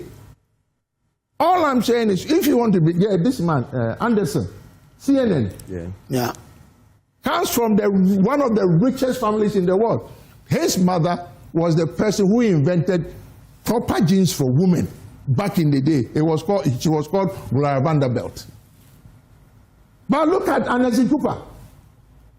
How the hell does Anansi Cooper adopt a child with his wife? They don't even say, they say, oh, that's my wife, that's my husband. How the hell does a man call another man my wife?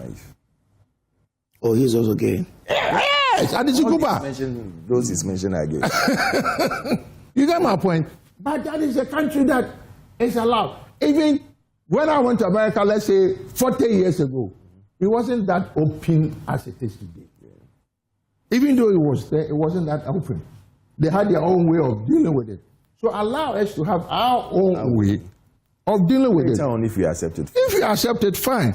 But because of politicking, that is where we are. When some group decided that is an easy way, because somebody told them that they suspect some family members of the president then to be favoring or looking a little bit girlish, he supports it.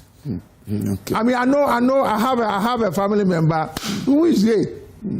You know, I tell him don't bring the nonsense into my house. He's my cousin. You get my point. He knows when to draw the line. Okay. When he's coming to our house, he can't come and influence my children on anything. Okay. Or my grandchildren. You know, these are the things that we need to know as Ghanaians. Look, why doesn't America go to Saudi Arabia to go and tell them that they should? Do you know some Arabs are gays? Yes. Yes. But not openly. Some are open. You go to London, you go to Edgware Road on the summer, you go to some places in what's it called in America? So they are there. They can't go home to do it. They can't go home to do it. Okay. There was even a rumors that there was one big time Lebanese guy in Kumasi, and people suspected him because he was very close to Asante Kotoko. So they even suspected him that some of the players were being convinced to, okay. Apparently, this is the story, whether it's true or not. The family enticed him to come back to Lebanon. When he went to Lebanon, they killed him. Whoa. They killed him. You get my point? Okay. So the question is, some people do not accept. It's like in the Arab world, or even the Indians. Do you know they have something called mercy killing? Are you aware of that? Yeah. That if you are my sister, okay, and you are raped, not that you go and have sex, so you are raped. I, as a brother, revealed as you brought disgrace to our family, I will kill you. Wow. That's okay. Interesting. In the last curriculum, they nearly smuggled it in. That thing is nonsense. And it's very dangerous. Yeah. It's very dangerous, especially from someone who wrote on the back of this to become president. We should be very careful in this country and stop the double standards and the hypocrisy. Okay. Let's do transport first briefly. Sure. We understand they are about to go up. I'm told VIPs to start today, but I mean VIP. Listening to them, they said it's over a year now since they wanted to increase fares, and they can't hold it any longer. It's time. They are waiting for the president to come back and come and do a cabinet meeting. Yeah, I think he did it yesterday, right? No, tomorrow. Others have suspended days. He came back from France. I can't tell. I don't know whether he went to France, but I saw a post by fellas. Party saying that he was going to France. Yeah, I think he's there because. But you know, yesterday, what is it? Oh, he's there. Yeah, he's in France. So how come? Maybe he'll be back today. So how come almost the ministers were not in office yesterday?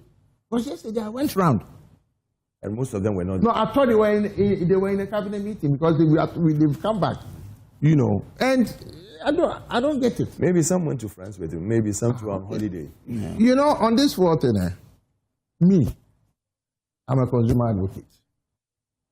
My duty is to protect consumers when it comes to the rights of the consumer.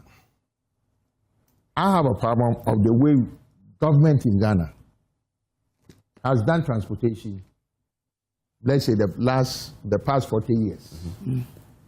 Government has gotten it wrong the last 40 years. You know why? As a little boy, growing up, Boys Brigade, from Kumasi, went to Takrady Secondary to go and look at the harbor.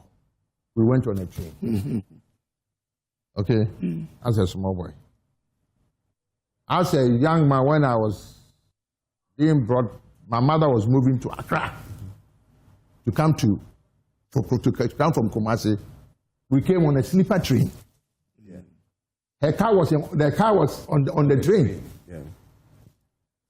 Okay. A car. Yeah. Yes, they had room for cars for you to bring you drive in, you drive out. Oh wow. You people, you don't know anything, so that's the reason why you know. Let me tell you what. When I was a young man in Apam Secondary School, one of my seniors, his name is called Betty Jones. They live just down here, Mr. Mensah. Yeah, just there, where the spare parts are. That's where. As a genius business young man, when we vacate, he used to go and rent STC. And STC will come to Apam Secondary School. And pick all the students. And pick us all and come to Accra. I'm just telling you how things have been left to rot in Ghana. That's true. Those times we had the same thing in Augustine. When I went to Ebri boarding boys, it was called Amanfo. Proper school, not this nonsense schools that is in Ghana now. We were taught as men how to even use a fork and a knife before I got to secondary school from one. I was taught how to make a tie, how to wear a coat, how to brush my shoe, polish my shoe, how to make my bed. Primary school, it wasn't secondary school. Those days. It was called Ebri boys boarding. We had Ebri girls boarding. We have one at Akwatia. One at, even here, Ususalem. There was one here. It was the typical Presbyterian upbringing. I was a naughty boy in Kumasi. Before I could say Jack, they had transported me from Kumasi to Ebri. I cried like it. But these are things that we used to have in Ghana. All right? The question is, transportation. When did GPRTU become so important in Ghana? Control prices. Because some administration use GPRTU as a political arm. Do you know the full name of GPRTU? Ghana Private Road Transport. So Ghana Private, why are you telling me how to make my prices? Yeah. The union. Is it every transport owner who belongs to the union? It's a union. So if that union decides that they will make the transportation cheap, that's the whole wahala. How come they are not telling Uber to reduce their fares? Do you know Ghana Airport Company is now bringing more prices on our ticket? Yeah, $100 per person. You get my point? Do you know the reason why? They want to do their own infrastructure and expansion. Why should I pre-finance you? But the public transport issue, and we are getting it wrong. This rate thing that we even thought about under some administration, the way we went about it was even wrong. You cannot say you are doing only commercial railway. That we did this in Pakadante. You get my point? It should be inclusive. You should have trains that carries goods. As in other days, you have trains that carried coal, and it's all coal, and it's all transportation, and I mean cars and vehicles and stuff. But meanwhile, there is passenger rail. What happened to passenger rail in Ghana? Somebody go and paint three coaches, red, gold, and green, and then we are happy about it. Both NDC and MPP. 3 coaches, and it goes from Sawam to Tema. What nonsense is that? Still working?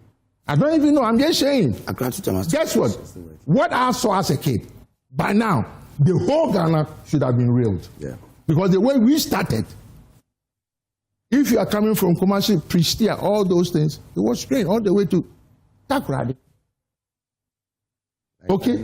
Transport fares. But everywhere, you see, look, if you go to even the so-called capitalist countries, that's why they have the public transport. If you go to London, they have London Transport.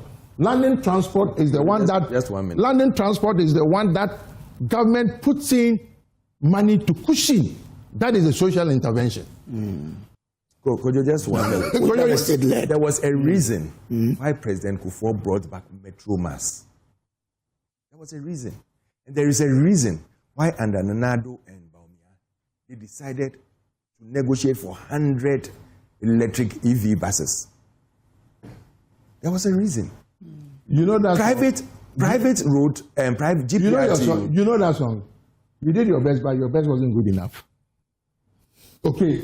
No, let me. You see, if you tell me that under some administration, what as I'm explaining, from when I was a kid, by now, you brought that electric buses and they were all over the place. Then I'll applaud you. You a population of 30 million.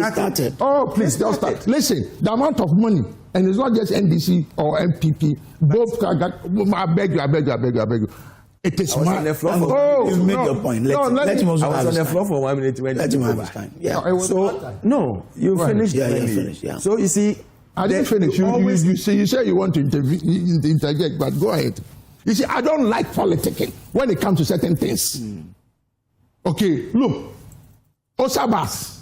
Do you know what Osabas is? Yeah. Okay? I saw Osabas. Oh, fine. Guess what? Do you know where Opera Square is? Yeah. That was the central station for Opera for Osabas. Yeah. Go to that place now and see. Governments. That's why I said I don't want to do politics this morning. I want to be a Ghanaian. But that doesn't mean that... No. You see, the same thing NDC is telling me they've also imported 100 buses. Koko Teku went to Yakubu. But yeah, that's what they say. Koko Teku. Thank you. Koko Teku. Thank you. Now you are complaining. Someone is running his private business. You are complaining that he shouldn't run his business. No, I'm not. Government, no, I'm not you. Government should be able to stabilize certain things. And there was a reason why Metro came in. There was a reason why these EV buses were being brought in. So that that is why I said that it's high time the president sits down and starts running the country on a strategic tandem. Because when there are problems like this, these are where you need your EV buses to be working. Okay. When crude prices are going up, you expect the person who is running his business to run the business down. When government is not going to subvert for him, what should he do? So if you are thinking about the Ghanaian, sit down and strategize. Short term, long term. And let the long term start working as well. So that when there are challenges like this, the EV buses will be there to cushion your transport system up. It's not a matter of, I just want transportation. Whether EV, UV, or CV. Okay. I want transportation. Thank you very much. What I am saying is, my government has failed me as a Ghanaian. All right. Because what I saw as a kid, it's not what I'm seeing now. Government now is still failing you. And that's why I say that's with government. Okay. Thank you very much. I didn't say I'm grateful. We are talking about GPR2. This one is a special birthday message from Samuel Amwa, Deputy PR of GPR2, to his beautiful wife, Inspector Mavis, AC Income, Amazon of the Agyeman Divisional Operations. Says, happy birthday to you. You are the best thing that has ever happened to me. As you mark this special day, I wish you all your heart desires. I want you to know that I will choose you over and over again. Is I love you. saying that? Your husband. Your husband is saying that. Yes, the wife. yes. A special birthday to my friend. Is he going to give her money? Oh, of course. Definitely. They are going out for dinner the way he's talking, you should give her plenty of money. A friend of mine, Linda Isando of ICGC. Okay. And today is her birthday, and I wish her God's blessings. Okay, all right. Thank you. And my very good friend, my brother, my confidant, Samuel Sebastian Stevens. Yesterday was your birthday. Look, you are an amazing human being, and I bless God that He brought you my way. Sammy, and our coach Manzu. Are you going to say Martin for me? He says he say it offset. Francisca Mamle Divier, home economic student, food at Bediako Baidoo. You are in house 4 and in form 3. Yesterday was your birthday, so belated birthday. Bediako Coffee Capital, Adriana is a man, I'm great. Bediako Coffee Capital, la consumer protection, my tender farmer, consumer. So to it. This is Mr. Coffee Capital. You didn't say Martin. He said it. That's what he said. Coffee Capital. No. He knows what I'm talking about. That one is offset. What do you want me to say? 8,800.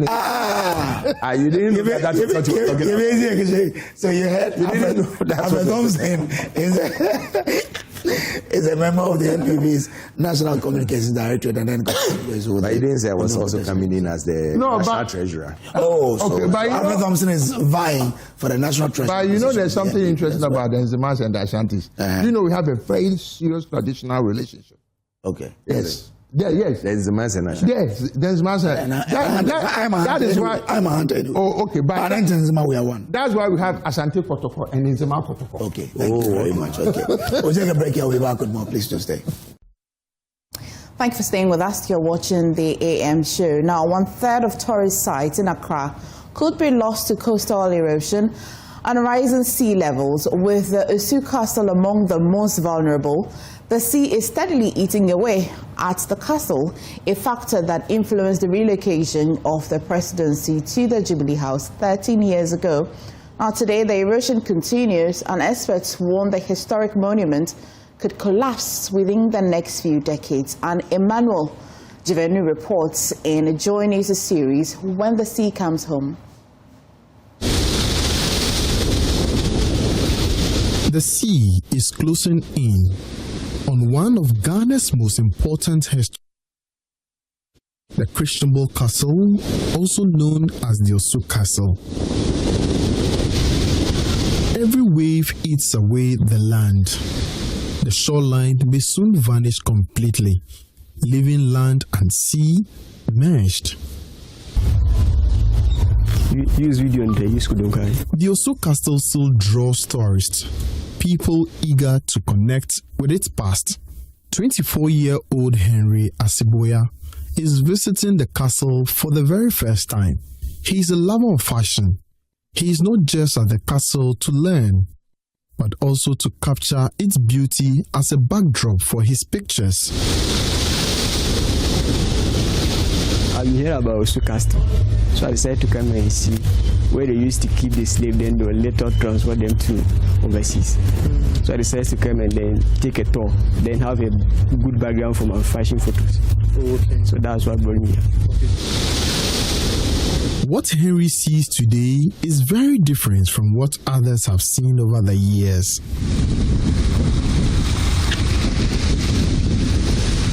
Just a few meters away from the Osu Castle, 50-year-old Moses Abeka Okai sits by the shore, mending his fishing net.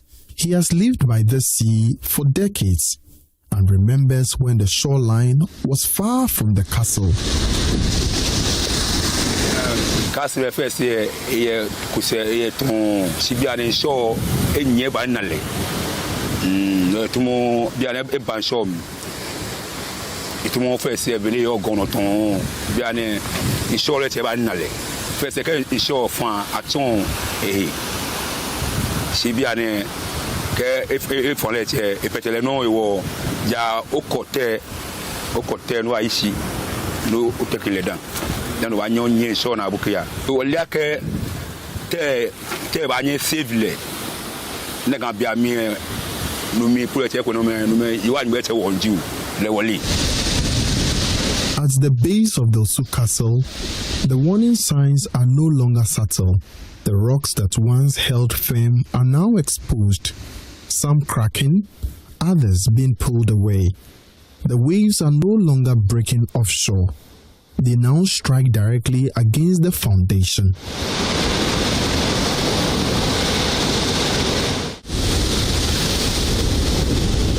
At my visit in 2023, there was still a visible stretch of sandy beach between the sea and the castle.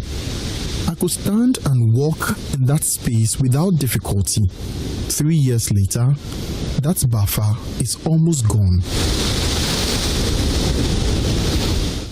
Sea level rise is projected to increase in the future, and this will have a significant effect on the coastal systems and the shoreline behavior.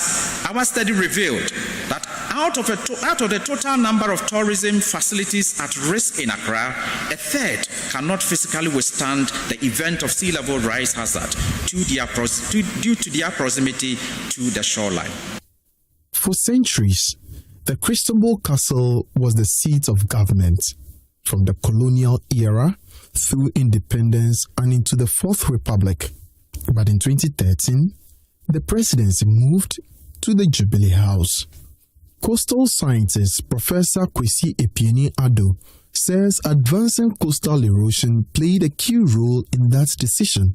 Using the current sea level rise rate and projected future rates, model the impact of coastal erosion on some selected landmark coastal features along Accra's coast. I observed the Kwame Nkrumah Mausoleum, the Independence Square, and the Christian Bock Castle will experience erosion and are likely to be lost to the sea in the very near future, looking between from 50 years to 150 years. This study generated several discussions which have influenced, I believe, the relocation of the presidency to the Jubilee House.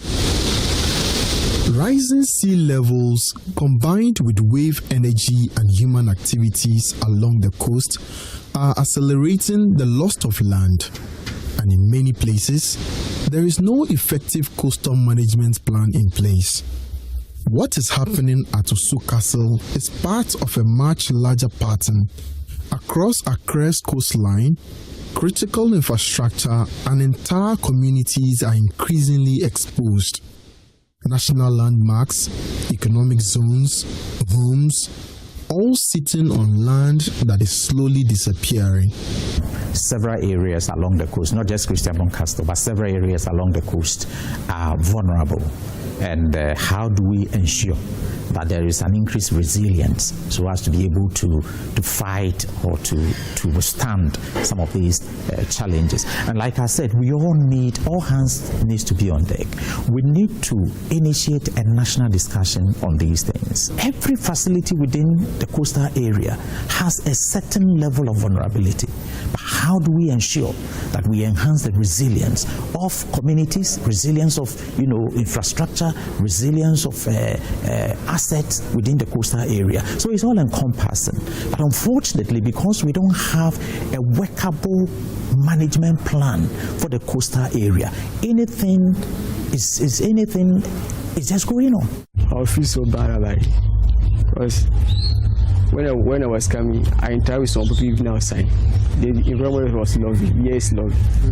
So it's like I feel bad about it. Osu Castle still stands, but the sea is creeping closer, eating away the land it once overlooked.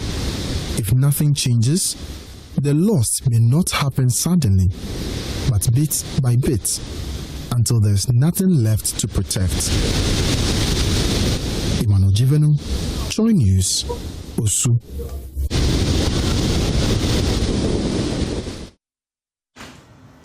Well, Professor Kwesi Akufo-Addo is a coastal scientist and a former director, Institute for Environment and Sanitation Studies at the University of Ghana. And as well, Salom Jaco Ababio is a coastal management expert. Prof and gentlemen, thank you so much for joining us. Prof, it's good to have you back again to pick up and continue on our conversation, especially on coastal erosion.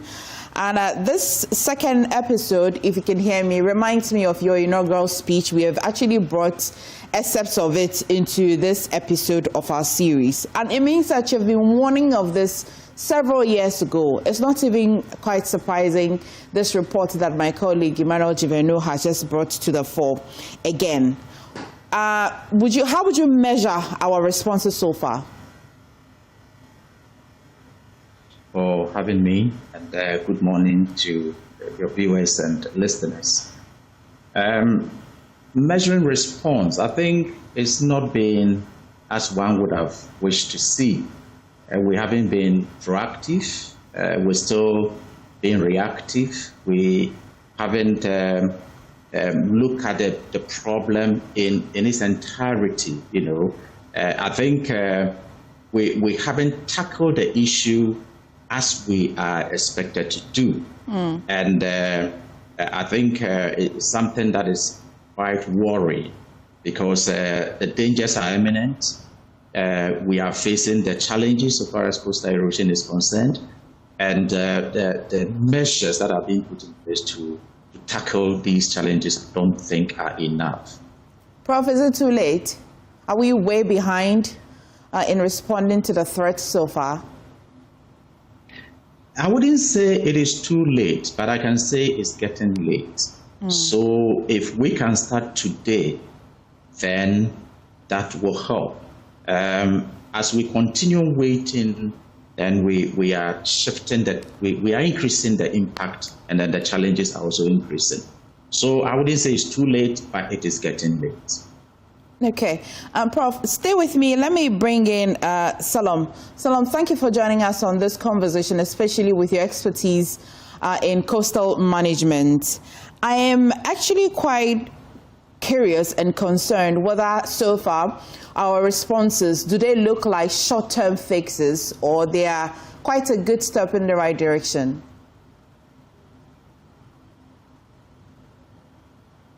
Salom, if you can hear me, kindly unmute.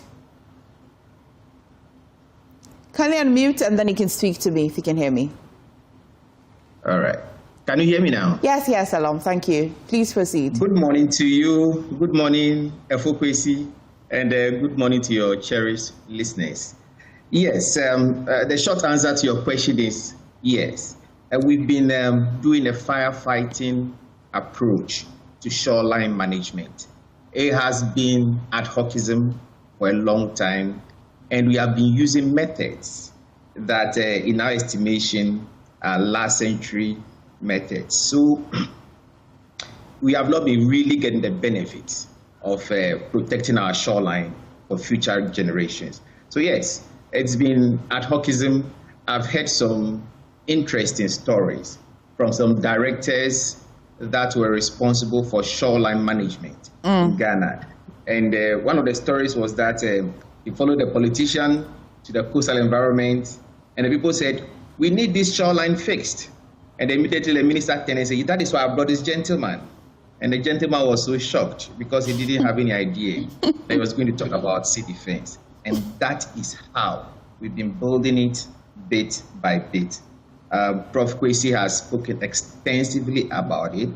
I have been on the field doing consultancy work when it comes to shoreline management, and we see the effects of this ad hoc approach to shoreline management.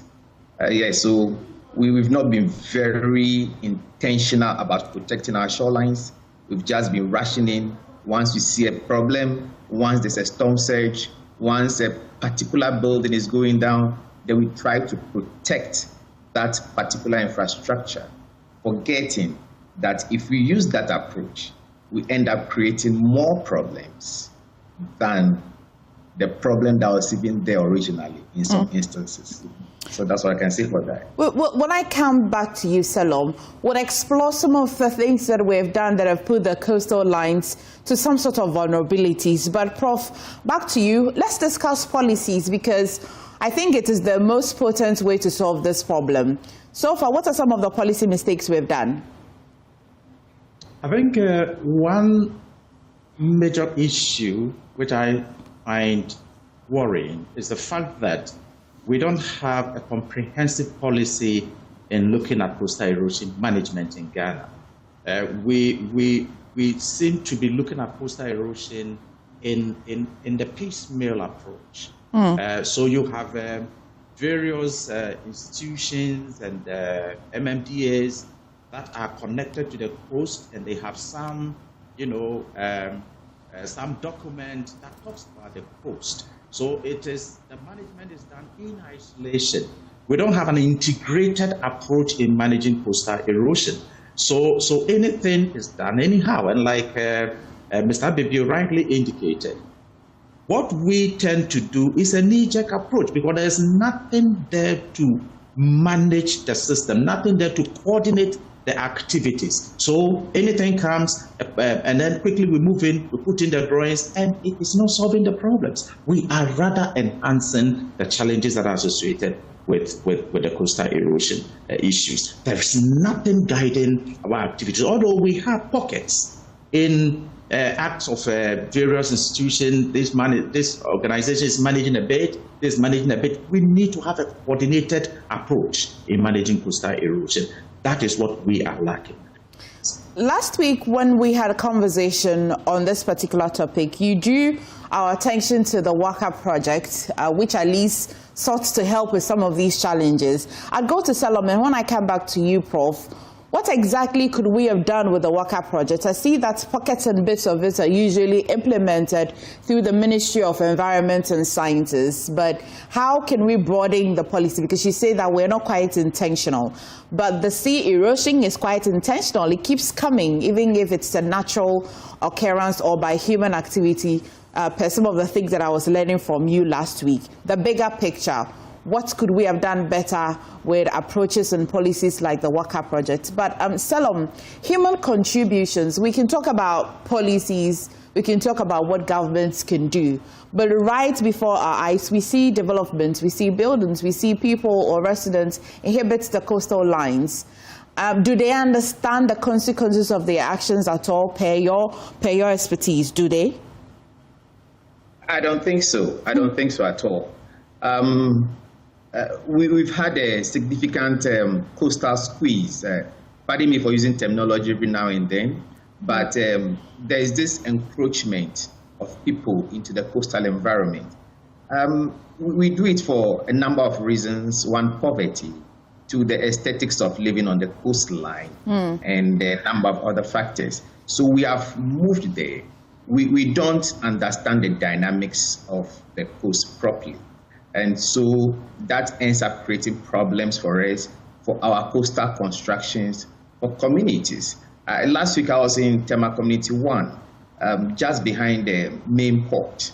And you see the slum dwellings there and how close they are to the water line, just saved by some some bedrocks that have, become exposed over the years. Yes. And all these slum dwellings have impacts on the shoreline, and there's that thing to the coastal squeeze. We move into the coastal environment, we interfering with water bodies, the lagoons that produce sediment into the coastline or that inject material into the coastline. We have interfered significantly with a number of them in Ghana, starving the coastline of material. It all shows that our approach to development, which is not intentional, which just evolves naturally, seems to have been impacting on the coastline. So there are two sides to all of this.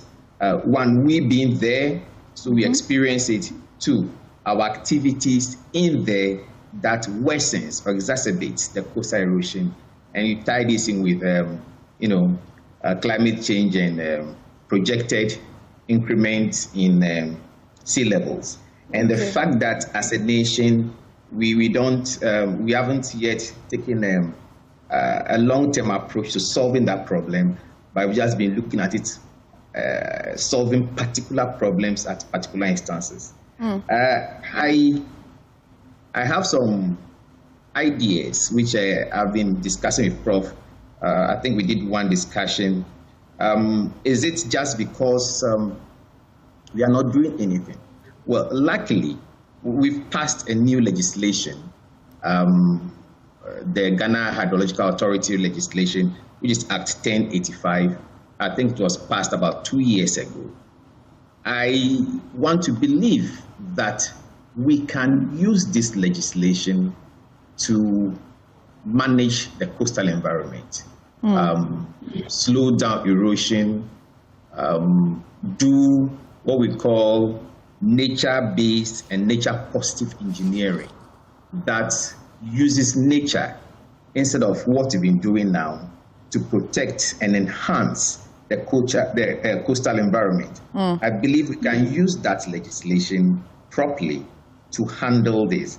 And I don't know whether you can give me some more time to let me just explain briefly what I mean by, or what we mean by nature-positive and nature-based engineering. Please proceed. I think last week, Prof let us in a bit on some of that, but of course, we'd like to hear you reiterate it. Yes.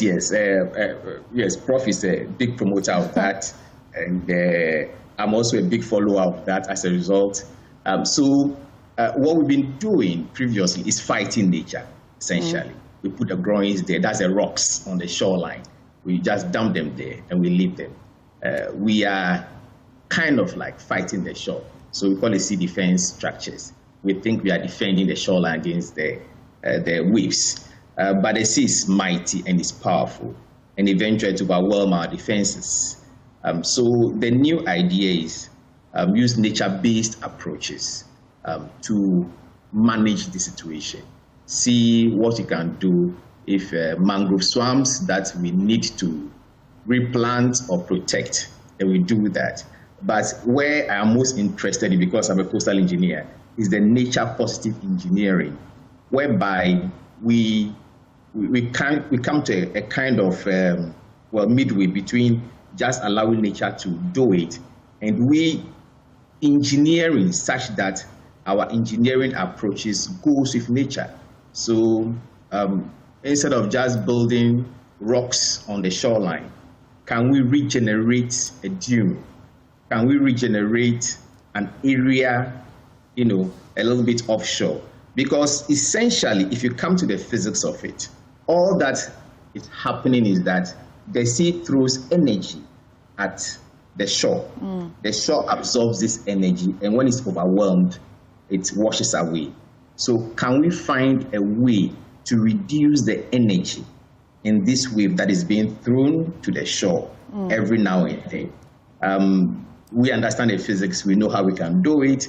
Can we take a long look at that? And when I say long look, I mean long term, because it's not going to be any quick and easy fix.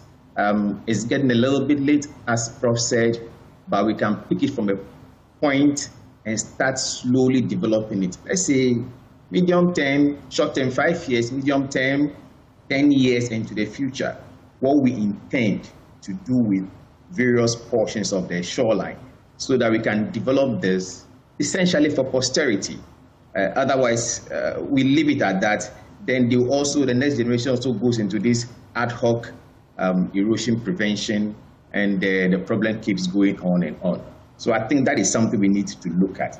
Imbibing this nature-based and nature-positive engineering, somehow get it into this act, because the act makes space for legislation. If the LIs are going to be proposed, the act makes space so that the agency responsible for it should be able to put LIs or legislative instruments, or even rules that says that if you want to do something on this coastal environment, build, protect, or live there, we do A, B, C, D in a kind of sequence that ends up protecting the shoreline. Okay. I think I'll get across to you. You definitely brought the message home. I've underlined that Act 1085. Prof, I know that I drew you to the worker project, but let's stay on this bit that Salom just as well reintroduced. I recall that you brought it up last week, but it's good that we explore it a lot further. In very simple terms, I see that Salom and yourself are proposing how we can defend when the sea is coming home. I like to use JoyNews titling of the message. But generally, should we inhibit it in the first place?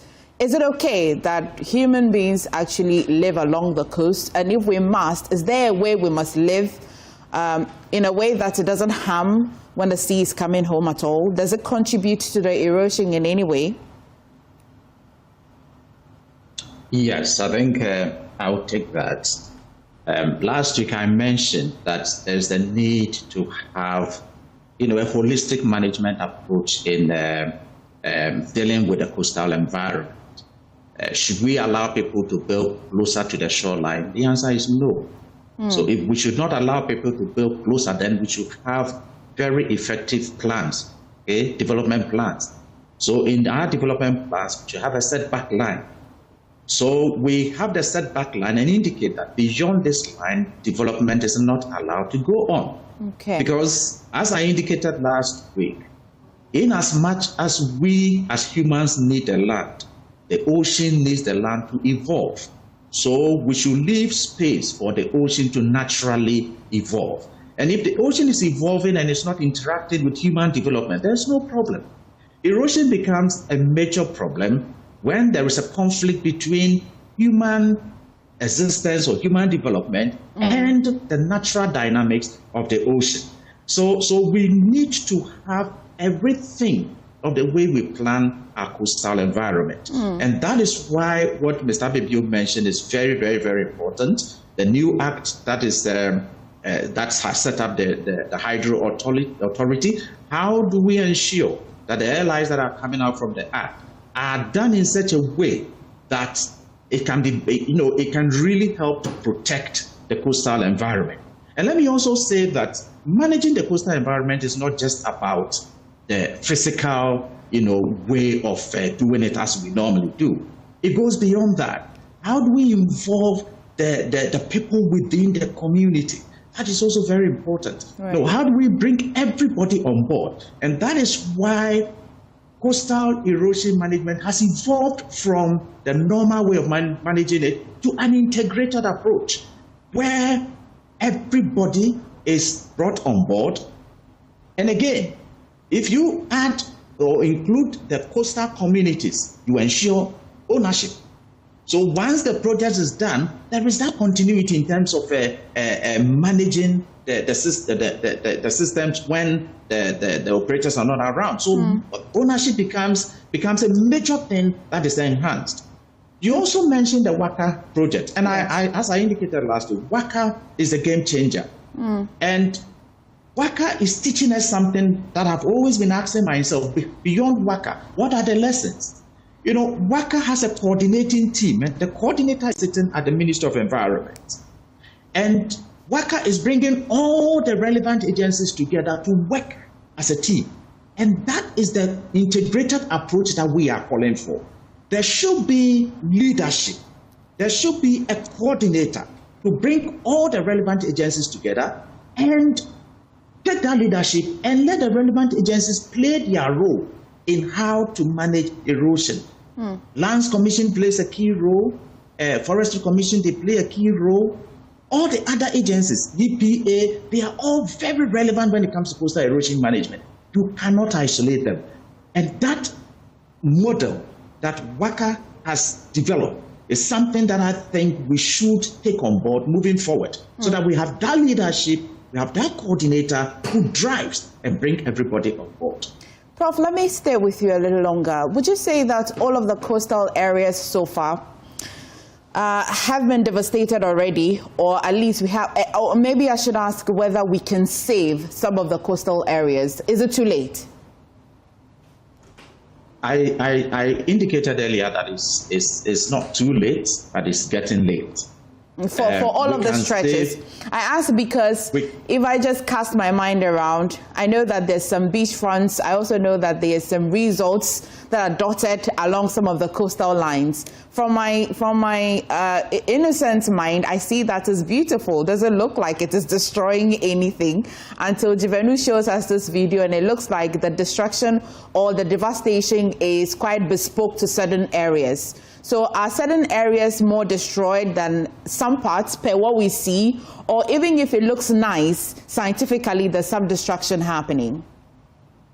Yes, some areas are more vulnerable than others, and several factors come to play. The waves that are breaking, energy that are being dissipated, the currents that are carrying this sediment. You have different, and then even the geology. So some areas are more vulnerable than others, and this is where science comes to play. Through monitoring, which is very, very important, we are able to identify areas that are getting, in terms of destruction, areas are being destroyed more than others. Let me put it in that way. So when you are ahead of the situation, you are able to manage it better. So through science, we are able to identify that this area is, eroding at this rate, this area is eroding at this. Then we come up with a master plan. And the master plan can then help us to manage effectively. But a situation whereby this area is eroding, or let's go and do something there, you go and dump something there without even looking at how it will impact the adjoining coast is what we want to avoid. But we can save the situation if we decide to be intentional about it. We haven't been intentional. If we decide to be intentional, I think we can save the situation. It's not that bad. Okay. But we need to come together and then look at the situation. We can save it. Okay, that's at least refreshing. Quite comforting to hear, Prof. Salam, so beyond the nature-based or nature-positive engineering that you've just been talking about today, would you say that, no, well, not beyond, let's stay with that. Would you say that that is an immediate need or is a long-term? And if it is a long-term, what are the immediate things we must do?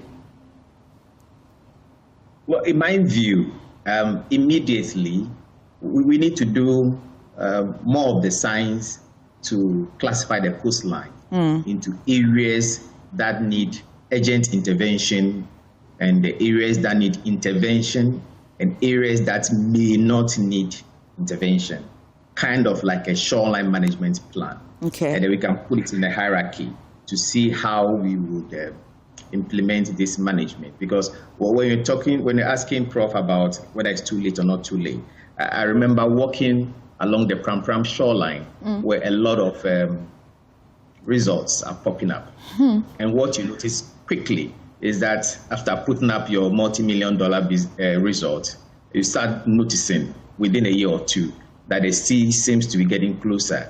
And then these result operators go in and start constructing their own sea defense structures, which ends up affecting people next to them on the adjacent shorelines.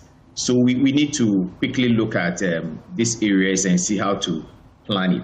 Then next, we need to have this law, the Act 1085. Yes. We need to put into it modalities, rules, maybe allies that would guide us on which part of the shoreline should be protected, developed, where the line is, the last line is. And if you want to cross that line, what you should put in place, or if you shouldn't cross it at all. That's in terms of developing very close to the shoreline. We need to do that.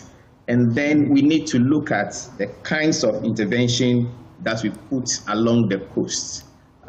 If we want to protect an area, we deem it that it's very important. For instance, the Asogli power plant as a water intake, or maybe Aboaze, we need to want to protect it. What kind of measures should we put in place there to protect that part of the shoreline? So we need to plan all these things and develop it. So I'm thinking that we need to get this understanding clear first about how we are saving the nature of the shoreline, then how we are saving it, and what we need to do after that. In fact, I have a radical idea, slightly radical idea that I've been pushing, but not very much. I think that any part of the shoreline that used state money in protecting or developing should no more belong to individuals or families, or even to an extent to the societies that live there. It should become a property for all of Ghana. So any part of the shoreline that is significantly influenced by wave action, for instance, should be vested in the state. And the ownership should be managed from that perspective, so that all of us feel that our monies are being, spent properly on this. We don't want to develop a particular portion of the coastline, do a dam, then a dam people come and say, it's our land, so we need to handle it. That is my slightly radical idea. I don't think it's too radical. That we should take that ownership from the local communities. It's kind of holding it in trust for them. Okay. For them to understand that once our money is coming in, we should do this. Yeah. Prof, do you agree? Should we start from there? And in answering that question as well, you mentioned the institutions that should, who have been involved so far. But which one of the institutions should be leading the charge in a major policy shift in achieving all of that you've been saying since, your years of being a professor in this area? Which institution should lead the charge? But do you agree, first of all, with Stelum, that the coastal lines should be in trust? It's not a view. Perhaps it's a radical view. I think you remember I mentioned that ownership is very important. Yeah. And we've always been using the top-down approach, where designs are made and interventions are put in place, And the whole idea is that we are doing it for you. We should move away from that narrative. It should be a win-win situation for all, where the narrative should be we are doing it together. We should find a way of bringing the communities on board, because if the government takes ownership, the government will not be there 24/7. Communities will be there, and if they want to do other things, they may do it. But if we involve the communities right from the onset, and we make them appreciate that we are not doing it for you, but we are doing it together, the communities will now have that sense of ownership and begin to make sure that what you put in there is protected. And that is the reason why when we put in groins, the groin trap sediment, this sediment build the eroding beaches, and people go and start winning sand. Exactly. Because they don't feel part of it. And because they've been taken out of the whole management system, they think that it belongs to government, it belongs to someone, and we must take it. But once we bring them to be part of the management strategy, they feel part of it, and that is where we enhance the ownership, idea. So I may shift slightly from what Mr. Bebio is proposing, but I think we are on the same level. Okay. Government is for the people, and people are part of government. Whichever way. Once it is done, whichever way, we must ensure that ownership has been determined, and that is very, very important. And that's why I said we should not leave communities behind. Okay. Now, with regards to who should take ownership or who should take leadership, I think presently Hydro is managing coastal erosion, but again, you also realize that the coastal environment sits within the environment. So the Ministry of Environment has a bigger role to play when it comes to managing the environment. Yeah. I think we missed a very nice opportunity when we set up the Coastal Authority zone. The Coastal Authority should have, brought all the relevant agencies together and played that leadership role. And unfortunately, we missed that opportunity. And I don't think it's too late to go back to that idea, because we need an authority that can be the focal point and rally all the relevant agencies around so that we tackle erosion in that holistic way that we are looking at.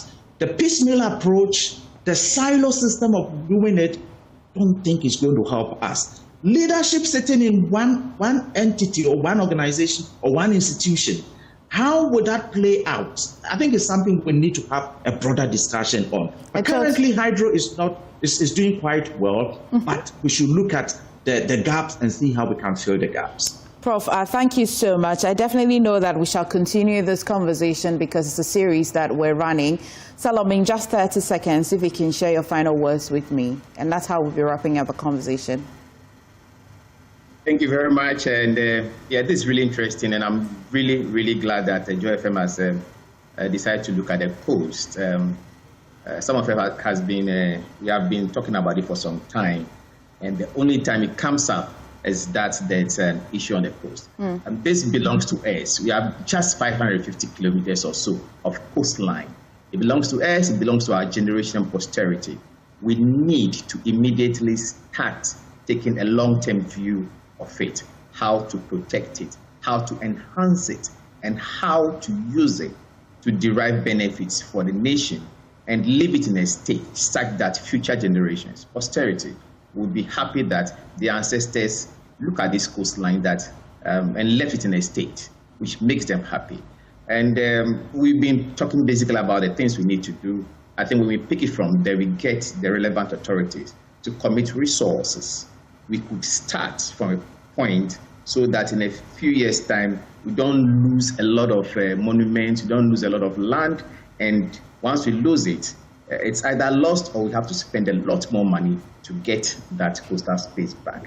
So I think that's what I want to say as my final Thank you so much. Salam Bediako Baidoo is a coastal management expert. Thank you so much, Salam. Prof. Akufo-Addo joined us last week and as well joined us today. He is a coastal scientist and the former director for Institute for Environment and Sanitation Studies at the University of Ghana. Prof and gentlemen, thank you so much for joining us on the back of this conversation, When the Sea Comes Home. I shall be wrapping up the show by wishing a few people a happy birthday. This one is coming from women of WICI, and they're wishing Lady Pastor Jessica, a woman of substance and virtue, a woman who carries so much presence, a woman who bends for God, the Deborah of our time. God bless you for your consistency, and may the oil on your head never run dry. May the new milestone come with speed and elevation. Because of you, your generation will be called blessed. And have a blessed and exciting day. The women say that your best terminology to use is kabosh, and so they said I should wish you a happy kabosh birthday. This is from the women, the WICI women. Thank you so much. And as well, a few other birthdays quickly.